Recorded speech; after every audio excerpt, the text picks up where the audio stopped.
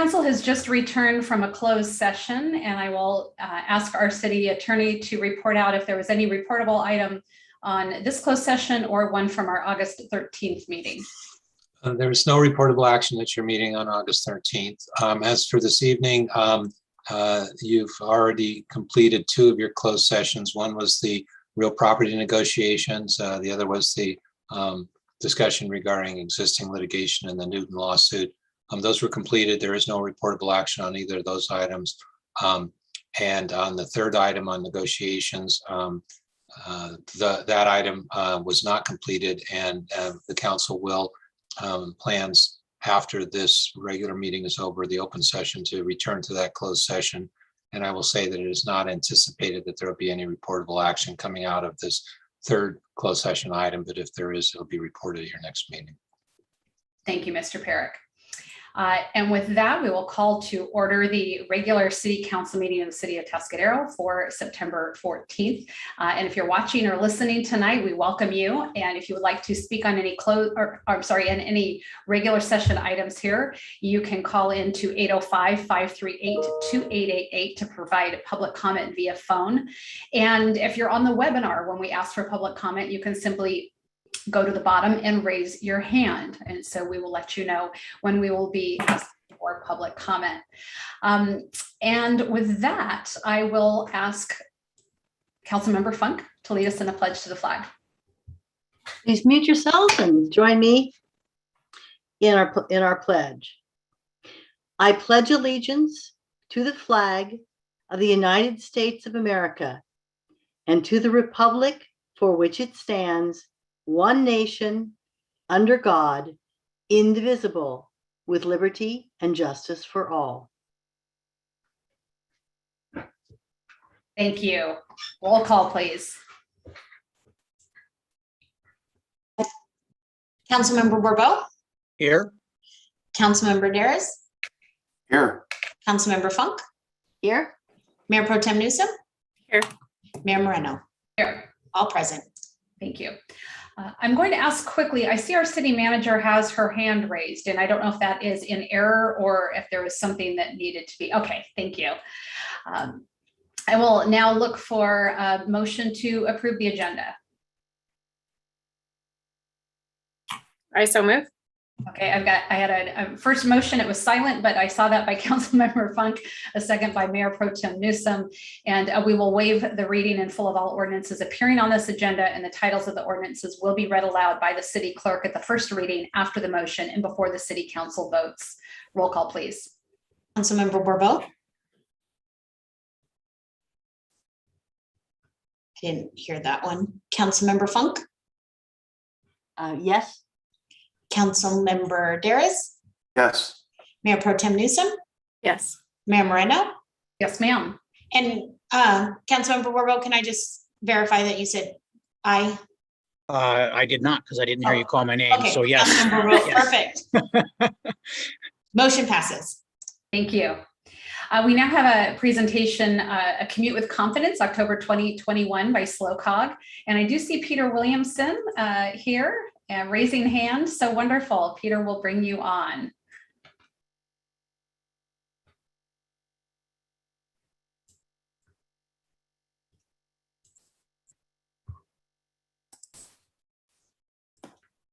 Right, I think I'm at the right place. You are here, you're good to go. Hi, Peter. Hi, Mayor Moreno, council members, City of Atascadero.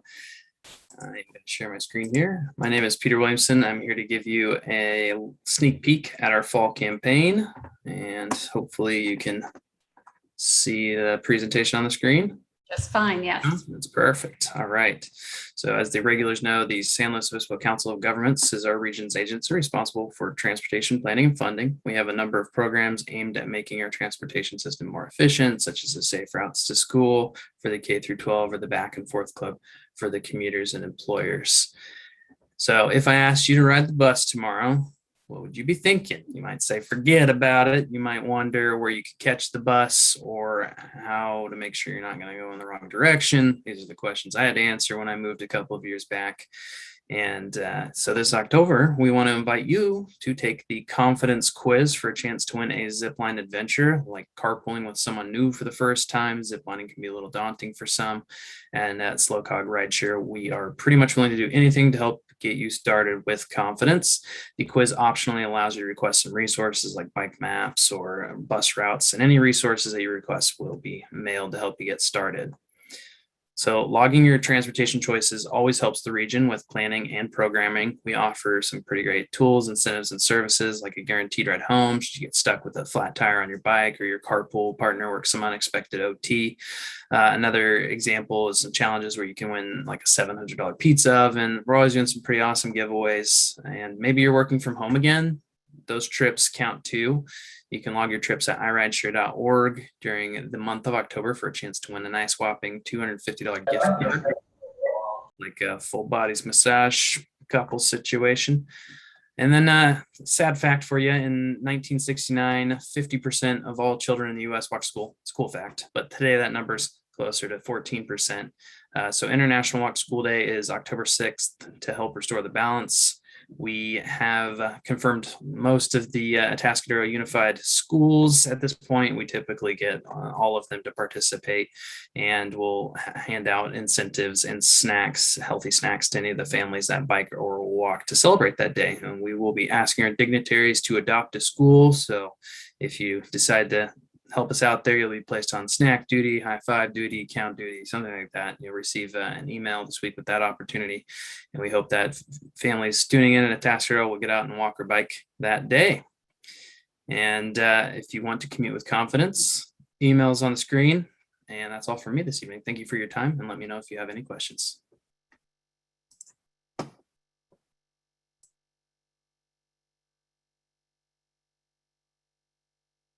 You're muted, Mayor.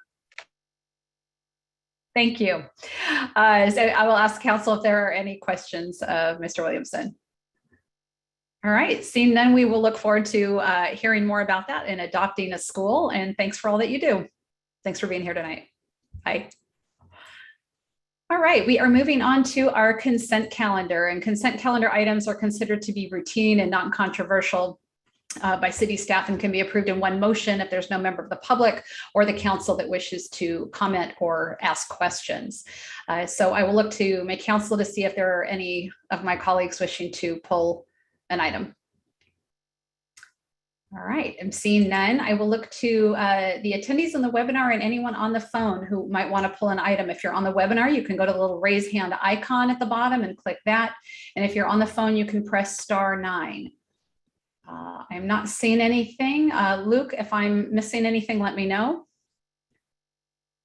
Yeah, no callers at this time. All right, thank you very much. With that, is there any council member who will make a motion? Mayor, Yes. I would make a motion to approve the consent calendar, but I believe the clerk has a correction to the item A1, the minutes.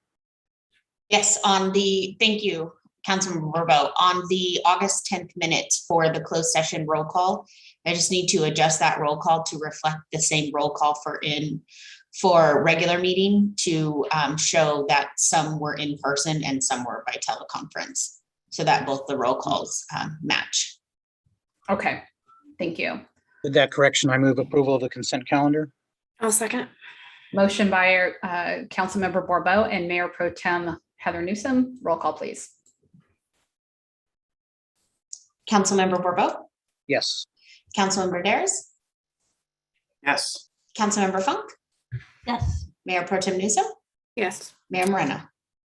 Yes, ma'am. Motion passes. Thank you. We are on to updates from our city manager. Thank you, Mayor. Can you see my screen okay? Yes. Fantastic. Want to talk a little bit about the Patriots Day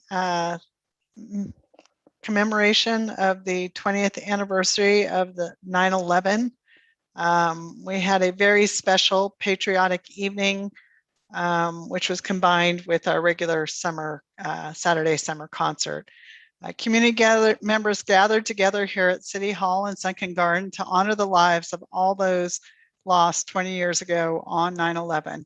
Everyone had a chance to meet some of our own local heroes with a good number of our police and fire officers on hand, which we really appreciate, especially since many of our emergency staff members are assisting on fires out of the area.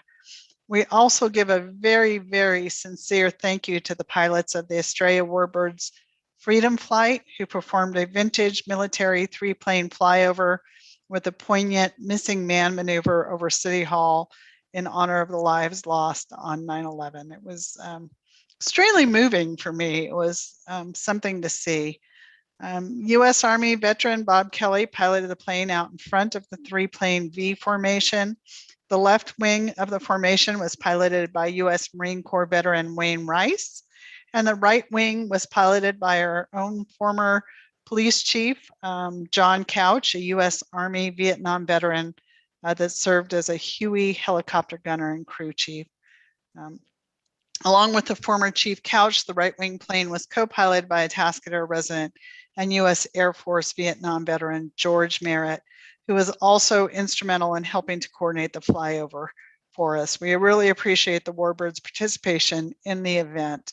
Our local Atascadero High School band and honor choir and performers from the Fine Arts Academy helped make the evening special with the beautiful and patriotic performances of the national anthem, In America the Beautiful.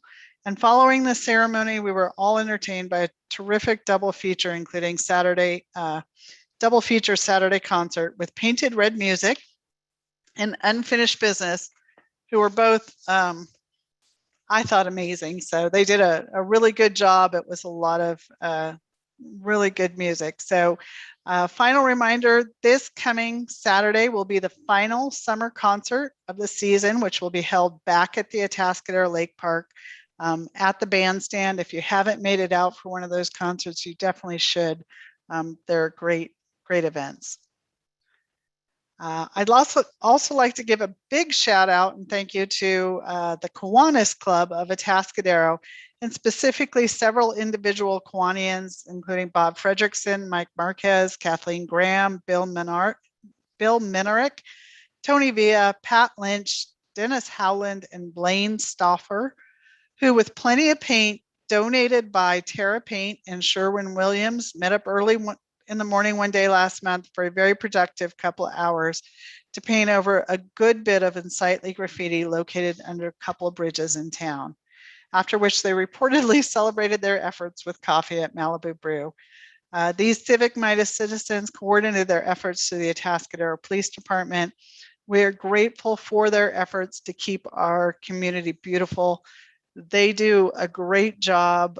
They check in with our police department, ask, how those bridges are doing, come out, volunteer their time. Terra Paint and Sherwin-Williams, they volunteer and donate all of the paint. This is what makes the Atascadero great, is everybody pitching in and getting stuff done. So thank you. Show for Shots. We have been working together with the County Public Health Department to have a very special COVID vaccine clinic here in the North County. The clinic will be one of 3 being held across the county with a special promotion called Shots for Shows to help encourage folks to get vaccinated. Bruce Howard, the owner of Otter Productions, is donating free concert tickets to a variety of shows being held at the Avila Beach Resort and Fremont Theater to anyone receiving their first dose. Both Pfizer and Johnson & Johnson vaccines will be offered from 2:30 until 6 p.m. at the Pavilion on the Lake this Friday, September 17th. So free vaccines this Friday at the Pavilion, 2:30 to 6. For questions, please call 781-5500 or go online to recoverslow.org. We also have the cornhole tournament, so you can go get your shot and then come play cornhole. This coming Friday and Saturday, September 17th and 18th. So they're going to start with a small 2-person team tournament being held on Friday at the Ravine Water Park in Paso Robles, and then continuing on to Saturday with the main 2-person tournament here at the Sunken Gardens with registration starting at 8 a.m. This 5th annual cornhole tournament is being put on by Knights of Columbus and the Kiwanis Club of Atascadero. Proceeds benefit the Boys and Girls Club and Boy Scout Troop 51. Be sure to go to visitatascadero.com/cornhole for all the details and the registration form. Speaking of our wonderful volunteers, we have Kiwanis painting graffiti and the cornhole tournament. This is a chance for everybody to pitch in also. We have the Creek and Salinas River Cleanup Day. So the Creek Cleanup Day will be held this Saturday, September 18th from 9 a.m. till noon. This annual event is sponsored by the City of Atascadero, Atascadero Waste Management, and the Atascadero Mutual Water Company. Volunteers will meet at the Mutual Water Company yard located on Sycamore Avenue at 8:30 a.m. Saturday morning, and creek cleaning activities will take place from 9 a.m. till noon. Volunteers will assist with clearing certain sections of the creek or the Salinas River and will be assigned to a section. They should be sure to bring their own work gloves, sturdy closed-toed shoes or work boots, and a small backpack to carry a bottle of water, which will be supplied. This year, unfortunately, there won't be any additional refreshments or lunch provided. And it's also extremely helpful if any of our volunteers can come with their own trucks and help us haul debris back to the water company yard. So for information, please contact our Public Works Department at 470-3456. And we have another art, wine, and brew tour. So the first chamber, this will be the Chamber's first art, wine, and brew tour of 2021. It will be held on Friday, September 24th from 5:30 to 8 p.m. Tickets are $20 in advance from atascaderochamber.org and $25 at the door that evening. The price of the ticket includes a wine glass plus wine, beer, coffee, and cider tastings from about 15 to 20 different downtown businesses. After 5 p.m. that Friday, stop in at the booth that will be located in the front of City Hall to claim your wine glass and your wristband for tastings. Then sip and shop your way through the downtown and enjoy phenomenal wine, beer, and other treats. There will be free tours of historic City Hall that evening as well. And while we're talking about the water company and all that they do and the heading up and spearheading some of the Salinas River and Creek Cleanup Day, I invited John Neal here from the Atascadero Mutual Water Company to talk to us about the groundwater sustainability plan that is out for public review right now. So with that, I'm going to turn it over to John. Luke, were you able to make John a presenter? Yeah, he's connecting his audio right now. Okay. Looks like he's about to be able to come on. John, how are you doing?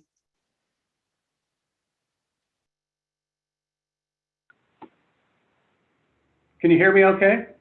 Yes, we can. Okay, good, because I'm using my phone. My computer audio is not all that good, so. Okay, do you need me to pull up your presentation? I'm going to try to share it. Okay, perfect. Yeah, let's.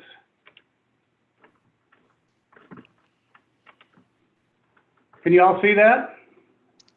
Yes, we can. Perfect. Okay, good.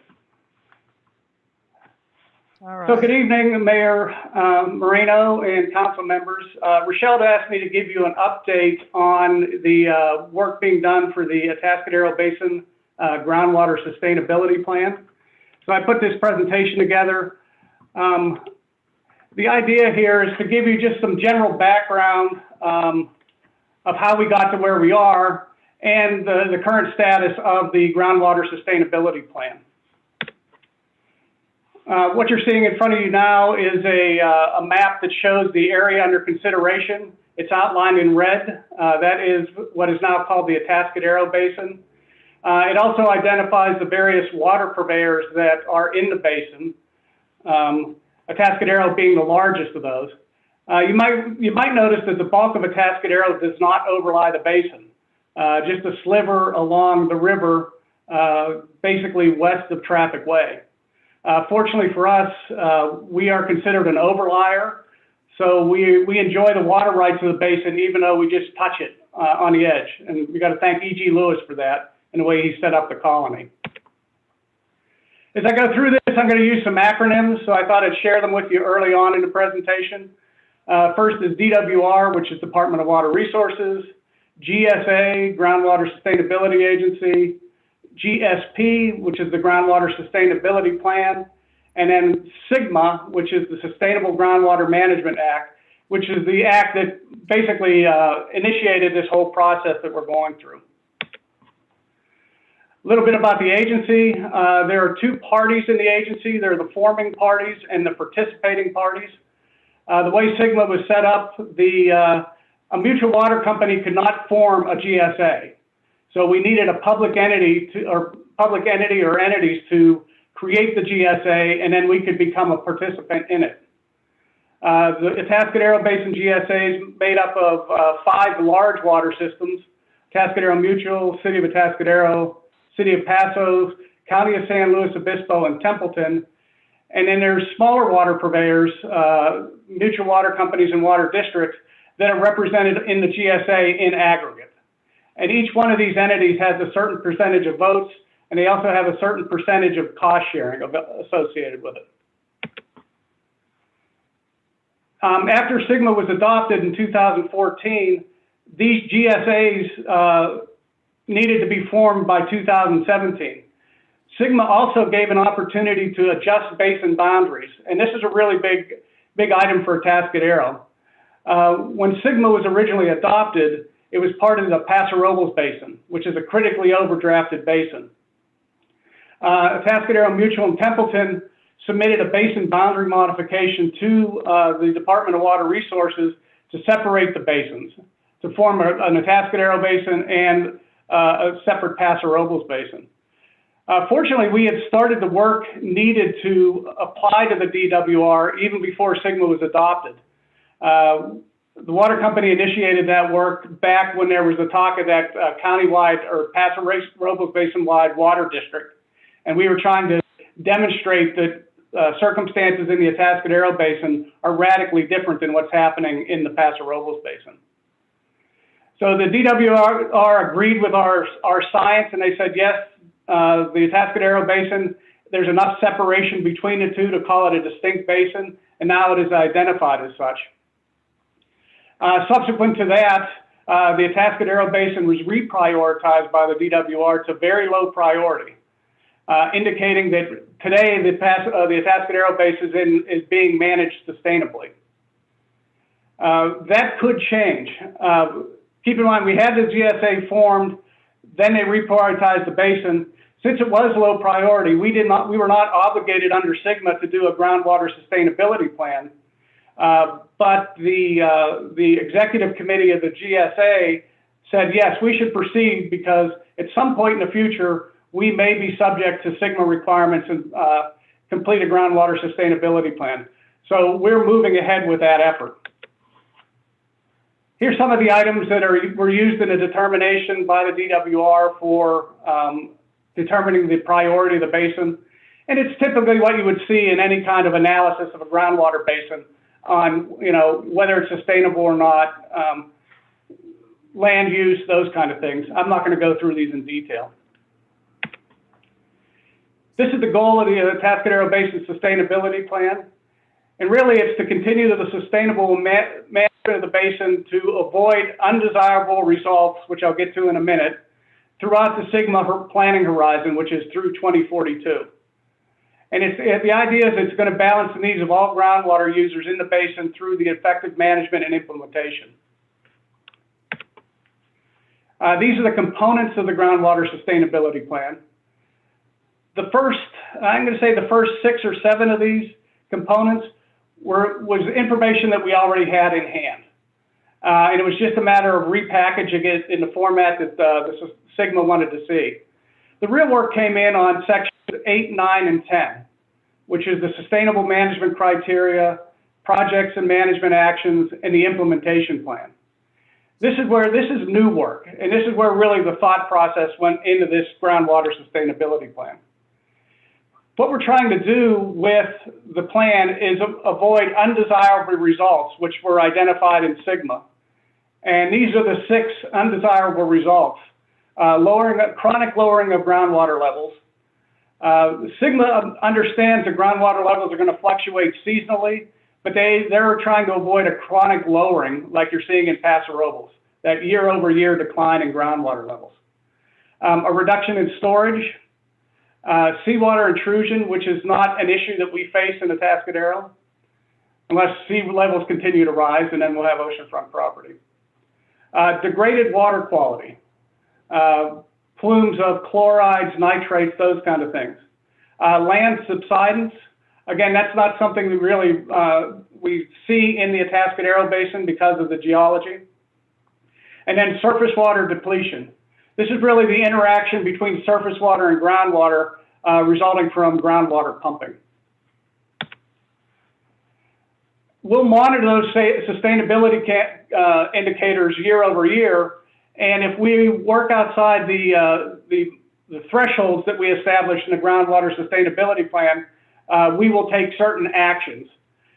Fortunately for us, we have a very robust monitoring network in the Atascadero Basin. We have a long operating history in the basin, so we will be able to monitor this thing pretty closely. And the management actions really are responsive in nature. If we see an area in the basin where groundwater levels are showing a year-over-year decline, we can zero in on them and come up with very specific management actions. We're in a unique position in so much as the Atascadero Basin is relatively small. The annual pumping from that basin is in the neighborhood of about 12,000 acre-feet a year. We're able to supplement that with over 3,200 acre-feet a year of Nacimiento water. So we have a really robust tool to maintain the stability and the sustainability of this groundwater basin into the future. And that was really one of the upshots of the groundwater sustainability plan when we did the water budget. Everything indicates that based on our projected growth, et cetera, in the basin, we will be able to maintain sustainability through the planning horizon of 2042. That assumes a 1% annual increase in water demand. Don't confuse that with population growth. The two are correlated, but they're not, they don't trend linearly. In fact, at the water company, our annual demand is steadily going down. It has for the last several years. So with that in mind, we know that 1% growth in water demand in the basin, we anticipate that being high, but that's the assumption that we went into the groundwater sustainability plan with. Here's the project schedule. We're in the last legs of this. In fact, the public draft of the groundwater sustainability plan is out for public review and comments. Comment period ends on September 17th. Up to date, we've had no comments on our public draft of the groundwater sustainability plan.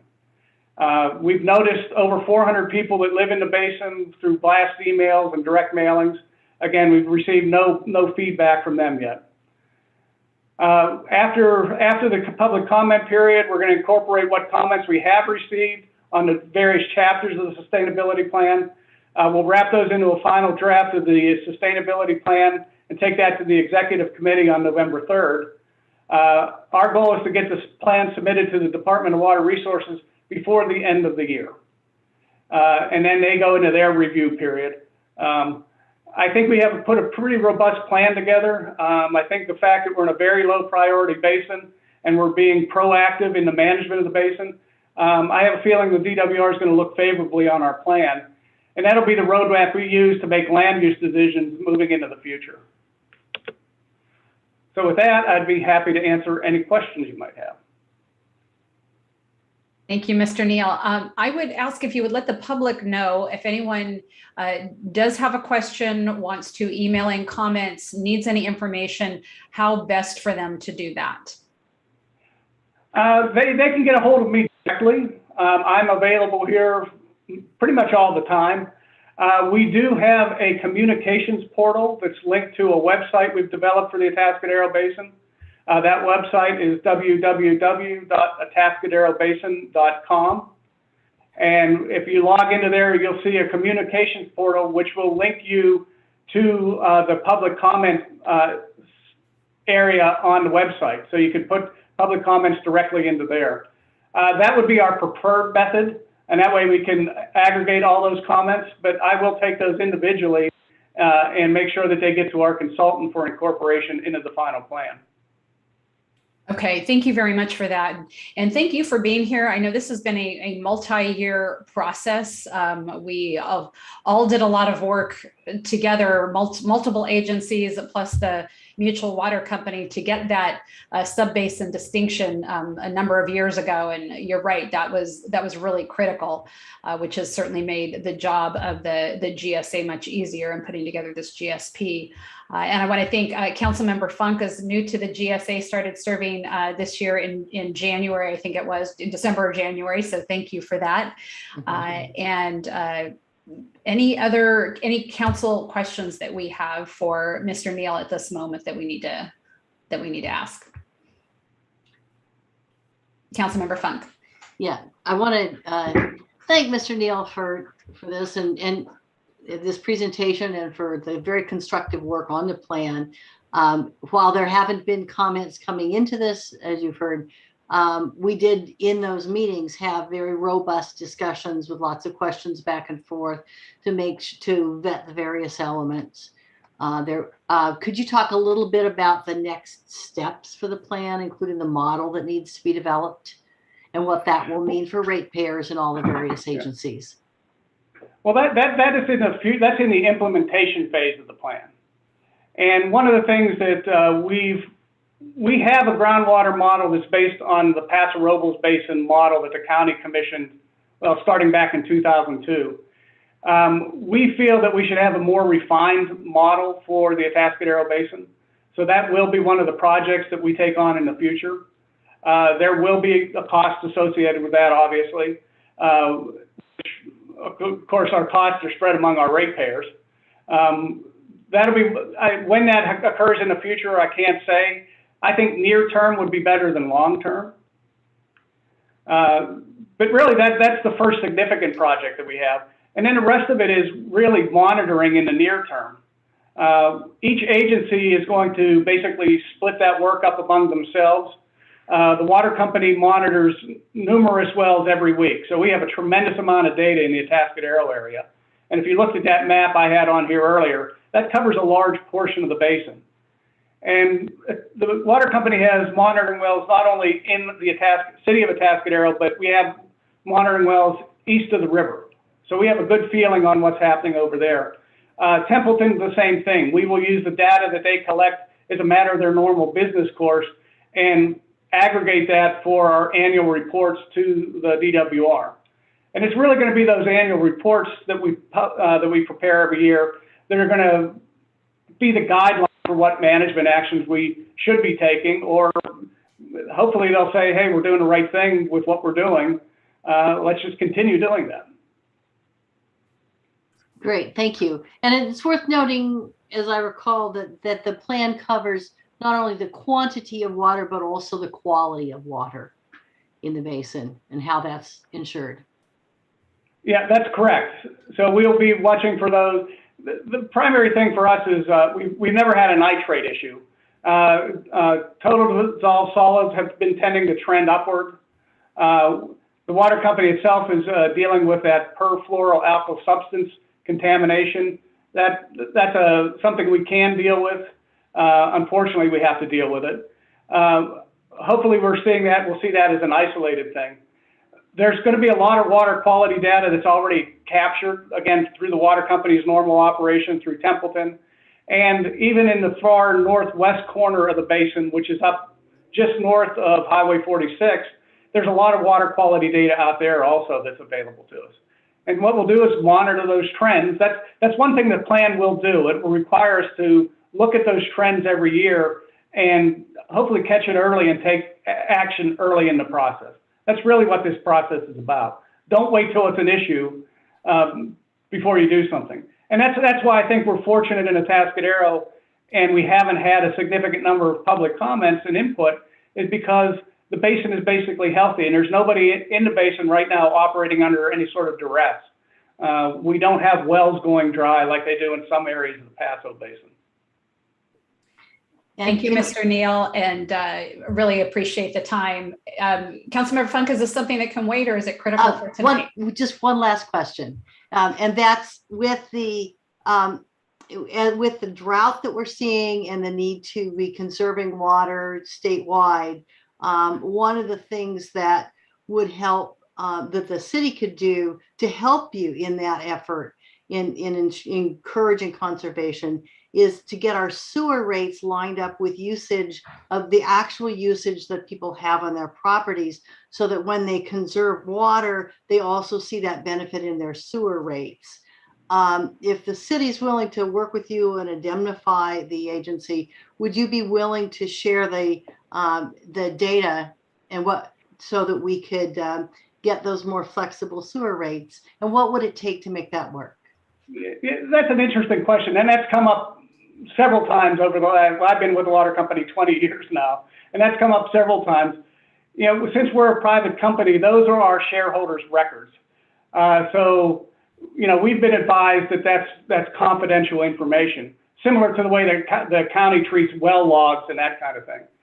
I am working with Nick and Ryan on a way that we may be able to create what I call duty factors for certain types of use, which would be very applicable in most cases. And then maybe there's an appeal process that an individual can go through and say, no, that duty factor is too high. I'll allow the water company to give my information to you. Now that's a process, and this is one of the ideas we're kicking around. And that way it's our shareholder that's taking the affirmative action with the city to say, yes, I'll allow you to release those records to the city. Granted, there may be a large burden there because you might get a lot of appeals. But if the duty factors are set up reasonably well, you probably won't. Great, thank you. Thank you. And because that went a little off track of what we actually had agendized, I do want us to open up to public comment to just be on the open and transparent side here. So if we've got any members of the public wishing to speak with regards to what's been presented or have any questions, go ahead and raise your hands and you will have 3 minutes to speak. I'm seeing a Greg Grual. And if you're on the phone, you can press *9. Can you hear me, Mayor? Yes, we can. Thank you very much, and thank you, Mr. Neal. Hi, Greg. How have you been? I've been good. I'm taller now, so I'm getting older and I'm taller, so whatever. I appreciate the fact I'm happy that Atascadero became a separate basin. I know that didn't work out well in the court case. I'm still concerned with the fact that Atascadero Water Mutual and other agencies want to sue the constituents that live around them in the other parts of the basin. And I'm unhappy with the fact that Paul Sorensen, who was one of your witnesses that worked for Todd Engineering and other places, claimed what our water was. We had 94,000 acre feet of safe annual yield in the Paso Basin, and you guys have 16,400 in your basin. And that finally they separated those this last year with the annual reports. And I'm really concerned with the fact that I think that a lot of parts of the agencies were more interested in getting grants and claiming we had a problem when we didn't have a problem, or claiming we didn't have the usable water. Paso Robles wastes 5,000 acre feet of water in the last 4 years every year. So 21,000 acre feet they've wasted that they could have used from Nacimiento instead of pumping from the basin. I don't know what the other people who are agencies in that, and you would probably know that. And I think you guys use more of your Nacimiento water than anybody. But when we're talking about all these different factors that deal in with what water is available and what water we saving, I don't understand why the Nacimiento water isn't being used first.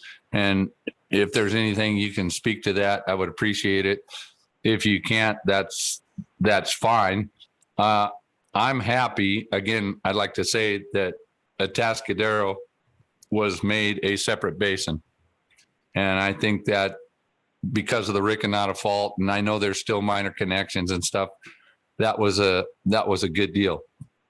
But I'd really like to see this thing come to an end. Between all the other agencies that are suing the people that live in the rural area, you've spent well over $9 million collectively. And that money could have been put to better use instead of paying lawyers to facilitate cleaning more Nacimiento water to be used and taking the pressure off of the basin, which is not your essential problem. It's more Paso Robles' problem of where they're pumping from and what they're not doing and not using. So if there's any of those concerns you can address, I would appreciate it. If you can't, I would thank you very much for what you had to say. And I would thank Atascadero for taking care of their issues. Well, let me just address the one regarding. If I could ask you to wait for a moment, Mr. Neal. Thank you, Mr. Grohl. And I will ask if there's anyone else who would like to speak, if you could raise your hand. I am not seeing any other attendees. Luke, could you let me know if there's anyone on the phone? You could press *9 if you'd like to speak. Yeah, we have no callers wishing to speak at this time. Okay, thank you. I will go ahead and close public comment. And Mr. Neal, I will bring that back to you for anything that you might want to answer. And if there's something you also need to get back to Mr. Grohl offline on, that would be fine too. But we'd love to hear whatever you might have to say. Yeah, Mayor, this is. I don't want to get into the quiet title action. Hold on, Mr. Neal. Yes, our City Attorney, Mr. Parrott. Yeah, the item in the agenda, which I believe was addressed by Mr. Neal, and with his comments were within the scope of that on the Atascadero Basin Groundwater Sustainability Plan update. It appears to me that to respond to the comments that we just heard might be going beyond the scope of what's on the agenda, but I'll just defer to Mr. Neal as to whether or not that would be the case.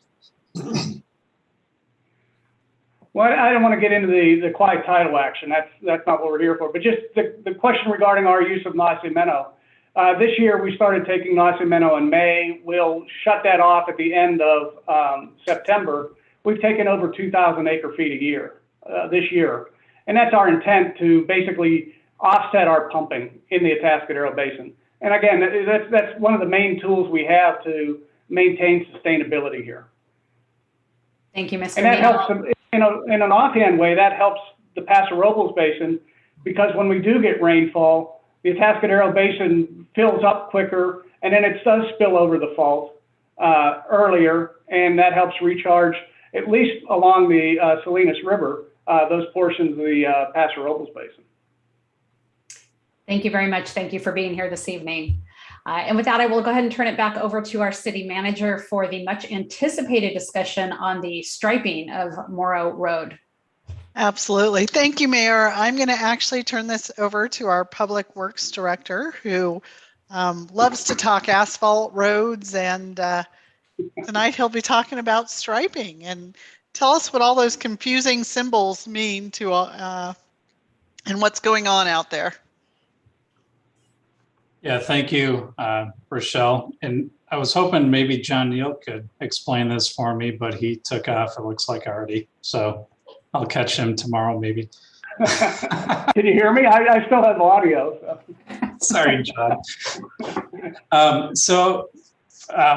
We've been getting a lot of questions, and we've all kind of been out on 41 with the Caltrans shop project, as they call it. This was actually, I wish I could say maybe the city didn't have anything to do with that, but I'm going to be honest, we did. We actually had the Complete Streets study from about 5 years ago, and that kind of established kind of the layout that we were looking for.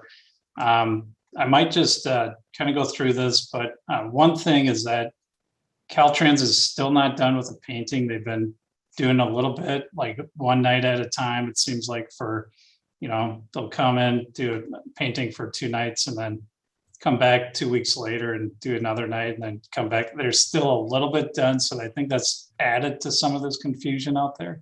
And so there are still some additional green paint. There's additional legends to put up also. I'm going to go through a couple of these things real as quick as I can. I promise not to talk too much, Mayor Moreno. But the first section is really between Highway 101 and Atascadero Avenue. And then the next section is from Atascadero Avenue to Portola. That second section is really the one that we're getting a lot of confusion on, but I will just kind of go through this. So this is, if you were driving out from El Camino going out towards Lake Park or Morro Bay. So this is like around the 76 station. This is actually our complete streets exhibits that Caltrans was more or less mimicking in their design. But you can see 4 lanes of traffic. There's a bike lane that was added and then parking on the sides. And this is also, it goes from 4 lanes to 2 lanes, you know, past the Brewitt coffee shop there. So this is what it looks like at that section from Brewitt basically to Atascadero Avenue. So they've got buffered bike lanes, you know, nothing too controversial here. The cars are parked up against the curb and sidewalk, and you know, there's a nice space for bicyclists to ride. The idea is, like, ultimately, this is again from our concept plan. Whether or not this gets done in the future, there is also, you know, a maintenance agreement that would need to go with. But you can see, you know, you could get rid of that parking or buffer lane and put in some landscaping in the future if the city decides or if Caltrans allows. And then this would be in the undeveloped areas on that section. So there is one area that's undeveloped. They've got the detached concrete multi-use path, if you will. So it's a detached from the road. And I might add that this is all allowed because they did put pipe in the ground and covered up all those swales and drainage ways along the road, making it this possible. And again, in those areas, in the future, when there's curb and gutter and sidewalk put in, it'll look something like this. So there'll be some swales. Again, this is a concept. You know, there may not be a need to do these buffered landscaped areas, but that was one thing that we looked at the plan. And then next section between Atascadero Avenue and Portola, this was a concept plan that was in the study. You'll see on the left side, again, this is driving out towards more, you know, from downtown to Lake Park. On the left there's a 2-way cycle track that did not get put in. That was an idea that there was some hesitancy on. So that the right side of this exhibit is what was actually constructed in the developed parcels. So there's parcels that are fully developed that already have curb, gutter, and sidewalk or were constructed with this project. That's what this exhibit demonstrates on the right side. So you have the bike lane up against the sidewalk, and then you have the parallel parking that's buffered in between the bike lane and the travel lane. So that's done on both sides. So this is a correct way to park in this section. So a lot of people have been parking up against the curb like they normally do, but there's the tick marks that kind of help guide cars where to line in there, and that's your guide to know where to park. And again, I mentioned there's going to be more green paint. There's going to be more bicycle symbols put on as well. In the future, this is the undeveloped portions of that section. So again, ignore the side on the left side of this exhibit. On the right side is that detached concrete 10-foot wide sidewalk. It's kind of a shared pathway. So there's bicyclists and pedestrians that use that. In the future, when those parcels do come in and develop, you know, and come in, they'll be required to put in curb, gutter, sidewalk. And this again was a concept. Ignore the left side. The right side of the center line of the road is what was proposed in the study. We will have to work with Caltrans when those applicants come in to develop those parcels that are currently undeveloped with the detached multi-purpose path. It is possible that maybe this landscape buffer may not be needed for stormwater requirements, but that's a question that we're going to be asking Caltrans in the near future. But again, and if we do, Caltrans, they don't like a lot of landscaping in the right of way. If we do put these in, they will want some sort of maintenance agreement with the city. And then that last section from Portola to San Gabriel is pretty standard, and that's what this looks like. So without further ado, I can answer any questions that the council or anybody else has. So, Director, it sounds like some of those spaces where it just seems like there's this empty space or this striping, and you're kind of like, what's going on here? It's the idea that someday, if Atascadero wins the lottery, we might be putting in this wonderful landscaping that will have the money to install and maintain. Yeah, wouldn't this be beautiful right here? I would love that too. A lot of nice shade, but you know, there's a lot of hurdles to that. We knew that when that plan was adopted, and you know, at that time, the council said we'll kind of cross that bridge when we get there. But for the time being, it's going to be a lot of pavement out there. You know, but it is a bit confusing. This again, scenario. Oops, I'm sorry. This scenario here on the right side of the screen is kind of the one that is confusing the most people.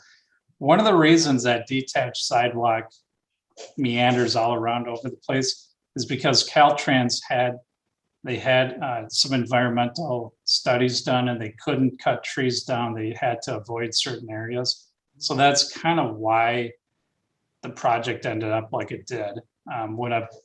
On the undeveloped portions, the developers will probably have more flexibility with some of those things, and they'll be able to, you know, do something like this. Again, maybe minus the landscape buffer, but they will be putting it back into that same kind of scenario as this side on the right side. And so anywhere the public sees that green paint, they know that that's a bike lane. Correct. And that bike lane is 7 feet wide right now. So there's a lot of extra room here with these buffer strips, because Highway 41 was really, you know, what's been built out there up to date, or even prior to this project, was to accommodate a 4-lane highway. And with the study, what this accomplished is, no, you know, the residents came out and said, we don't want a 4-lane highway going down, you know, the middle, you know, down 41. We want this to be, you know, not as busy as that, like look like a highway, Caltrans highway. So we have all this excess pavement that, you know, what do you do with that? Well, we're accommodating bikes with a very generous 7-foot wide lane. And then we also have these buffer areas for the cars that park out in the street. So that's kind of why, you know, we had to kind of work with what was there and then kind of try to blend that in with future improvements. But right here, if you can see my cursor where these cars are parked, you can see tick marks here. Right. If you're going to park on that section between Atascadero Avenue and Portola, look for those tick marks. That's your key for where to park, not up against a curb. Got it. Councilmember Darris. Thank you. Thanks, Nick. I got to admit that I get up and down 41 maybe once a week, and over the past couple of weeks, the striping has changed, like you said, a little bit each time. It got to be more and more clear. The first time I saw it, it was quite confusing to me, and one of the things that came into my mind is maybe some green paint, and sure enough, a week later, I saw green paint, and it was helpful. But question I saw on this exhibit that you have here on the right-hand side, there's looks like a bumper periodically spaced on the pavement. I don't think I've seen that yet. Yeah. And is that something that is, I don't know if it's there yet. If it's not, is it something that's going to be placed there? That might be helpful to keep the cars from parking in the bike lane the way this is set up, because I can see where it's confusing. Once I saw the tick marks, then I thought it clarified where you're supposed to park, but I'm curious about those bumpers. Yeah, so in this exhibit, that's a great question. In this exhibit, it shows those little parking bumpers. I do not believe those are going to be included or installed by Caltrans. I think they probably have some issues with that. This again was from W-Trans exhibit in that exhibit. So probably will not happen. Okay, all right, thank you. And I can understand why cars aren't parking there, because it feels like you're parking in the middle of the road. If nobody else is around, like there's no other cars or something, you're, especially if you're the first one there, to just park there, even if you know that, it does kind of feel like you're in the middle of the road, and maybe, and it feels unsafe, I could imagine. So I'm sure that we'll all be getting used to it, and it will all work out. Councilmember Borbo, am I seeing a question? Yeah, well, a comment and a question. Same thing as you said, Memorando. I last week went to Moore's Nursery and parked in the middle of the road, as you know, as the parking lines indicated, and parked right in front of the nursery, spot right there. Looking behind me, there were cars parked in the bike lane. Looking in front of me, there were cars parked in the bike lane, not real close to me. And as I was getting back in my car, a car pulled around me and parked right next to me in the bike lane up against the curb. And I was just wondering about the bicyclists who are weaving in and out of the cars that are parked in the bike lane. But in sympathy with them, as the mayor just said, if you're the first person there, it feels like you're parking in the middle of the road. Now farther down the street, closer to Atascadero Avenue, there were several cars parked in the proper places. But what I noticed, of course, was the absence of signs for, it seemed like several hundred feet, that saying, hey, this is a bike lane, or of any sign saying park, don't park next to curb or something like that. And I'm curious, is the better signage, if you will, that I think would be important to solution, is that a Caltrans responsibility? Or have they kind of completed it and say, hey, anything else is on the city? And what about any kind of education in terms of, not ticketing wrongly parked cars, but flyers or Sure. something that says, hey, you're parked in a bike lane, don't do that next time. Yeah, I've noticed the same thing, because I drive this section of road a lot, and along like Moresco Plaza and those areas, it's like they've got it down, right? So I don't see double parked cars there at all. But down by that other section between Kerberville and Portola, you see a lot more of the like the buses or the transportation company there by Moore's Nursery. They seem to park up against the curb a little bit more. We actually, the signs, I do not believe, I need to check the plans. That was one of my things I was going to do, but I'm not, don't believe they're going to be putting in any traffic signs to kind of guide people. One of the things, Caltrans or the CHP will not ticket cars here. That's a responsibility of APD. And we talked internally about having a flyer, and then if APD or even Public Works vehicles were driving by, they could just stop, and car parked incorrectly, we could just put that flyer that kind of shows the correct way to park. Maybe it's one of these exhibits even, and just put it underneath their windshield, just so they're made aware of that.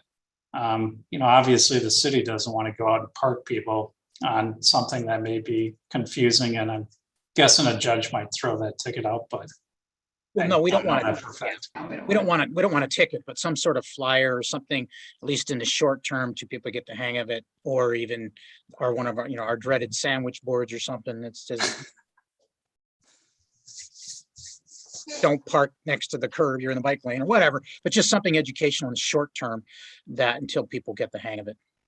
Yeah, and it's really, I really kind of attribute some of the confusion just to the piecemealing of painting this corridor too, because if they came through and did it all at once, I think people would, okay, I got it, but I mean, we're still like a month from when they started, or a month and a half, and they're still working on it. So that has been a little bit frustrating, I guess, from the city's perspective, but I do know they are very, very close. Thank you. Thank you. I think let's go ahead and open this up to the public as well, since we're having a more significant discussion than just a typical city manager's report tonight. So I'm going to open this up to public comment, and if there's anybody in the webinar, you can raise your hand at the bottom of the screen, or if you're on the phone, you can press *9. I see a Deborah McCrell, and you'll have 3 minutes. Welcome. Can you hear me?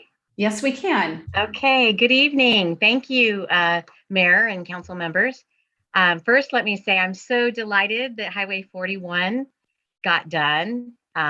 What a huge improvement and benefit to our town. It really has become almost a major thoroughfare like El Camino. I'm so pleased that I live off Portola and I am able to drive down that section of 41 that you're talking about right now to all my doctors, all of our doctors, our CPA, our nursery. I mean, everything on 41. When my family comes from the city, it's unbelievable. I'm like, everything on this one road, all my business. So thank you for that. What I wanted to suggest, because it is a little crazy and I'm familiar with the road and married to a traffic engineer and I'm still confused. So I think education for the public is going to be really important. Just a regular person, even if they're not familiar with the road, it's really not clear. So I'm suggesting maybe some sort of public announcements, whether it be through the Atascadero News or your social media platforms. Signage 100% needs to be displayed because it's not normal at all the way they have that. And those bike lanes should absolutely be colored green, like in San Luis Obispo, because otherwise there's really no knowledge for anyone to know that those are bike lanes. I mean, in some places you might have a little picture, eventually a painted bike on there, but when it is colored, like you've probably all seen in San Luis Obispo, I'm thinking of like on California Avenue when you get off the freeway there, it's so much safer. It reminds me, even someone who's very familiar with the road, hey, that's bike area. You need to stay out of that area. And with it's very a complicated traffic plan. So I highly recommend that we do that. And that's the best thing. I don't know about putting flyers on cars sounds a little labor intensive. So I think investing in proper signage and paint would probably be our best options. And I think that's it on that issue. Thank you so much. And it's a great improvement to our city. And I'm going to keep hoping that we can work toward the landscaped final plans. Thank you so much. Yeah, thank you so much. And we'll welcome the next speaker. I think I see someone on the phone, Luke.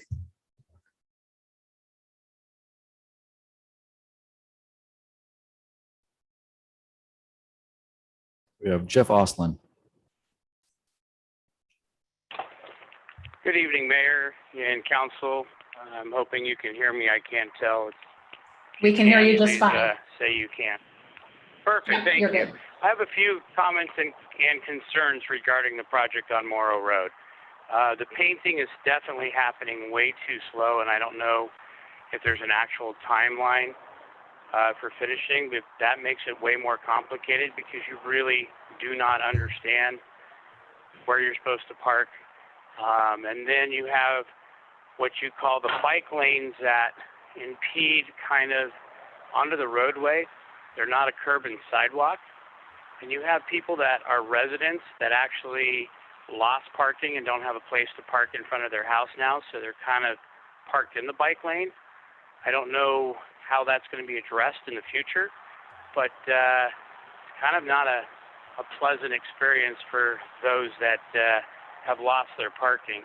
And that includes even in front of McDonald's, where this is a tax revenue concern for the city. If you can't park a bus in front of McDonald's any longer, then maybe they don't eat in our town, such as the football players that are visiting Atascadero or volleyball players for the high school. That parking has always been there, and I'm really concerned about how they took that away.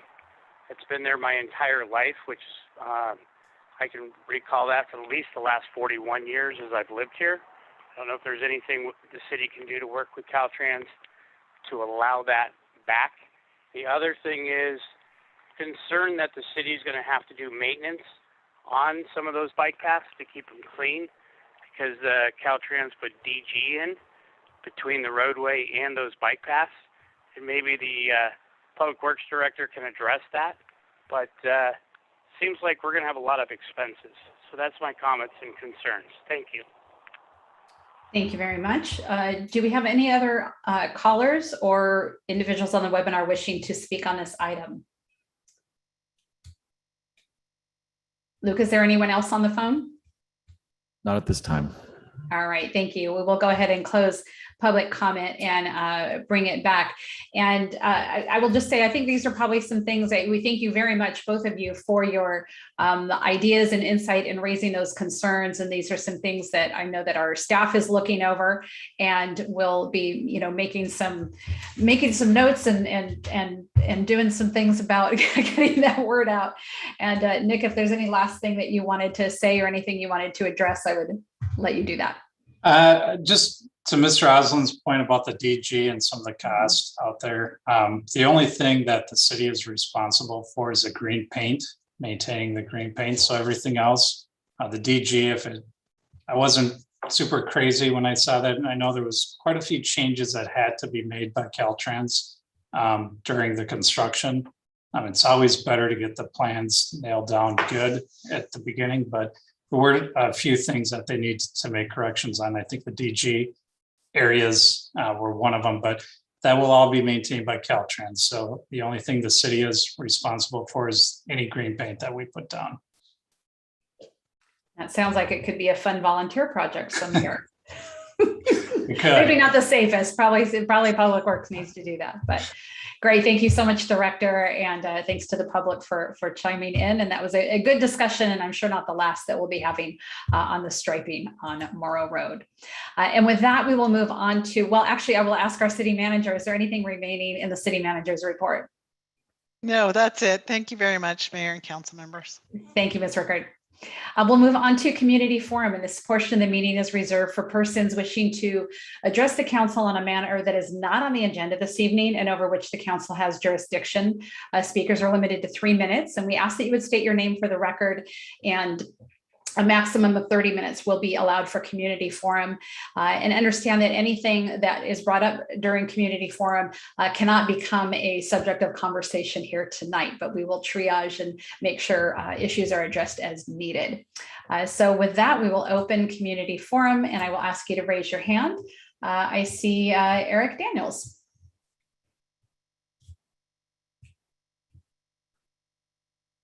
Hi, Madam Mayor, can you see me and hear me? I can hear you. I can't see you. Is there something that you needed to show?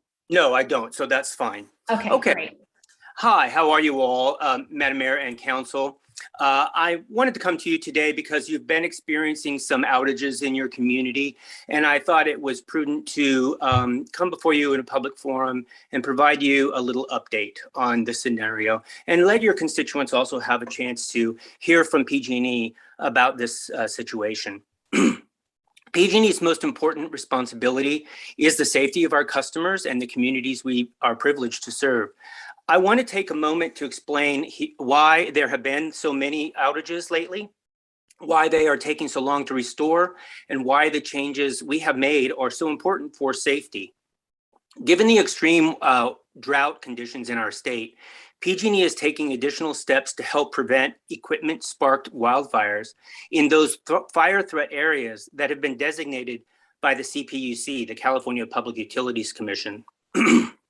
This includes implementing fast trip settings on lines located in those fire threat areas, which increases the speed at which safety devices react when a foreign object contacts an energized line.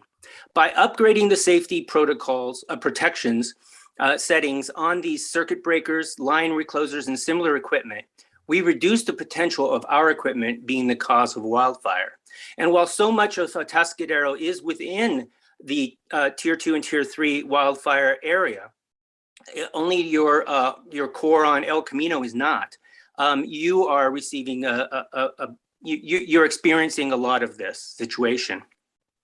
While this makes our system safer, it also results in more outages while we adjust the sensors so they will react only to anomalies that cause an actual concern. This grid management change has also created longer duration outages as field crews must first make any necessary repairs that might have created the outage in the first place, if that was the reason for it, and then inspect the entire circuit prior to restoring power. We do not want to chance creating sparks if a foreign object is still in contact with the line when we restore the power. Doing a full patrol of the circuit before restoring power ensures the line is safe and clear when energy is restored. It also helps us identify additional repairs that might need to be made to the system, which further reduces fire damage and, in the long run, makes the system more reliable. The locations of these fast trip settings are typically on lines that are in areas that are difficult to access and or at higher risk for catastrophic wildfire, most notably in the areas, as I mentioned, the tier 2 and tier 3 areas that the CPUC has designated. Prior to restoration, patrols will conduct either on the ground or in the air if weather permits. And we can't do air patrols at night for obvious reasons, and may involve foot patrols in very steep and difficult terrain. Crews will restore customers in stages or steps as individual portions of a circuit are deemed safe and ready for re-energization. This process takes time. Additionally, if repairs need to be made, initial restoration times that you might see posted in public forums may have to be adjusted to accommodate for those repairs. We understand that losing power is an inconvenience and a burden for our customers and your constituents. And we are working hard to adjust the settings on these fast trip devices so they only react to anomalies that are a true threat. Each line is unique, and the settings Mr. Daniels, you're almost dead. All right. I know it's important, so let's go ahead and finish if you can make it really quick. Give me a little latitude just to almost through here. I think that you and your constituents want to hear this. Sure. We are also obtaining each line is unique and the settings have to be adjusted for that line, which means it may take us time to hone in the right sensitivity levels. We are also obtaining the necessary technology so that night patrols might be possible in the future. In both cases, we are working to improve the fast trip setting program while continuing to ensure safety from wildfires. And one last point I want to make, Madam Mayor, is these are unplanned outages that are a result of the fast trip settings enhancements. They are not public safety power shutoffs, which the public has heard so much about in the recent past. These are operational safety measures where PG&E is adjusting the way the grid is managed in light of the extreme fire danger. At PSPS, on the other hand, while it also has to do with fire danger, it is a proactive turning off of the power by PG&E. It is a planned outage, and it is caused because of severe weather, i.e. heat coupled with wind. So customers and the county will be notified prior to a PSPS taking place. So thank you so much for giving me a little latitude and having the chance to explain this to you and your constituents tonight. Thank you, Mr. Daniels. And our next speaker here is Brighton. Welcome. Good morning, Ms. Mayor, City Councilors, City of Atascadero. I'm calling for a very, shall we say, blasé reason, which is actually ends up being very important to myself, my wife. My wife has, for the longest time, wanted to have a small building in the back of our house to allow for her to sing opera. And she's put her heart to soul. We've contacted the various people in the county in order to make sure this can happen. And just as we're about to start laying ground on the building, it appears that Atascadero is not in compliance with the statewide ADU regulations, which basically means in order to have a building which would fit perfectly into an undeveloped part of our yard, it means we'll have to tear up our entire yard and destroy all of the landscaping that we've grown to love. Now, this is a very personal problem, and I'm sure it doesn't fit in the same category as PG&E outages or the reconstruction of Morrow Road, but it's very important to us. And even though, and to add insult to injury, another issue is that even though our house is about on 1/8 of an acre of land surrounded by other houses on approximately an eighth of an acre of land. If you look at the zoning chart for El Centro Road, we are a small blip of residential multifamily housing in a larger blip zoned for residential single-family housing, which means we have all the disadvantages of living in a multifamily housing unit, but at the same time, not being able to have any of the advantages of a single family unit, even though there is absolutely no possibility at this point of us ever coming into compliance with the residential multifamily unit requirements. So I know that a general modification of zoning definitions and zoning ordinances before you, and technically this isn't part of the modifications that are currently going to be made. So I thought this would be the best time to bring this up. I would beseech the council to make necessary changes to the zoning definitions to bring these in line with the state mandate, specifically the rear setback, so that small, tiny houses and small, tiny yards like mine can actually fit an accessory dwelling unit in there without turning the entire rear yard into a shrine for a building which will be stuck behind our house to such an extent that we can barely fit between them.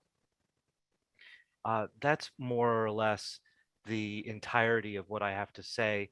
Although I am an attorney, I wouldn't second guess city council in how such a thing would be written or defined. But I asked the city, while they're considering the redefinition of these plans, to consider this very, very small change, especially for houses such as mine, which, although zoned for multifamily usage, find it literally impossible to become in compliance with the existing zoning regulations. Thank you very much. And we will go on to our next speaker. I believe we have a caller on the phone, Luke. Yes, we have Jeff Oslin.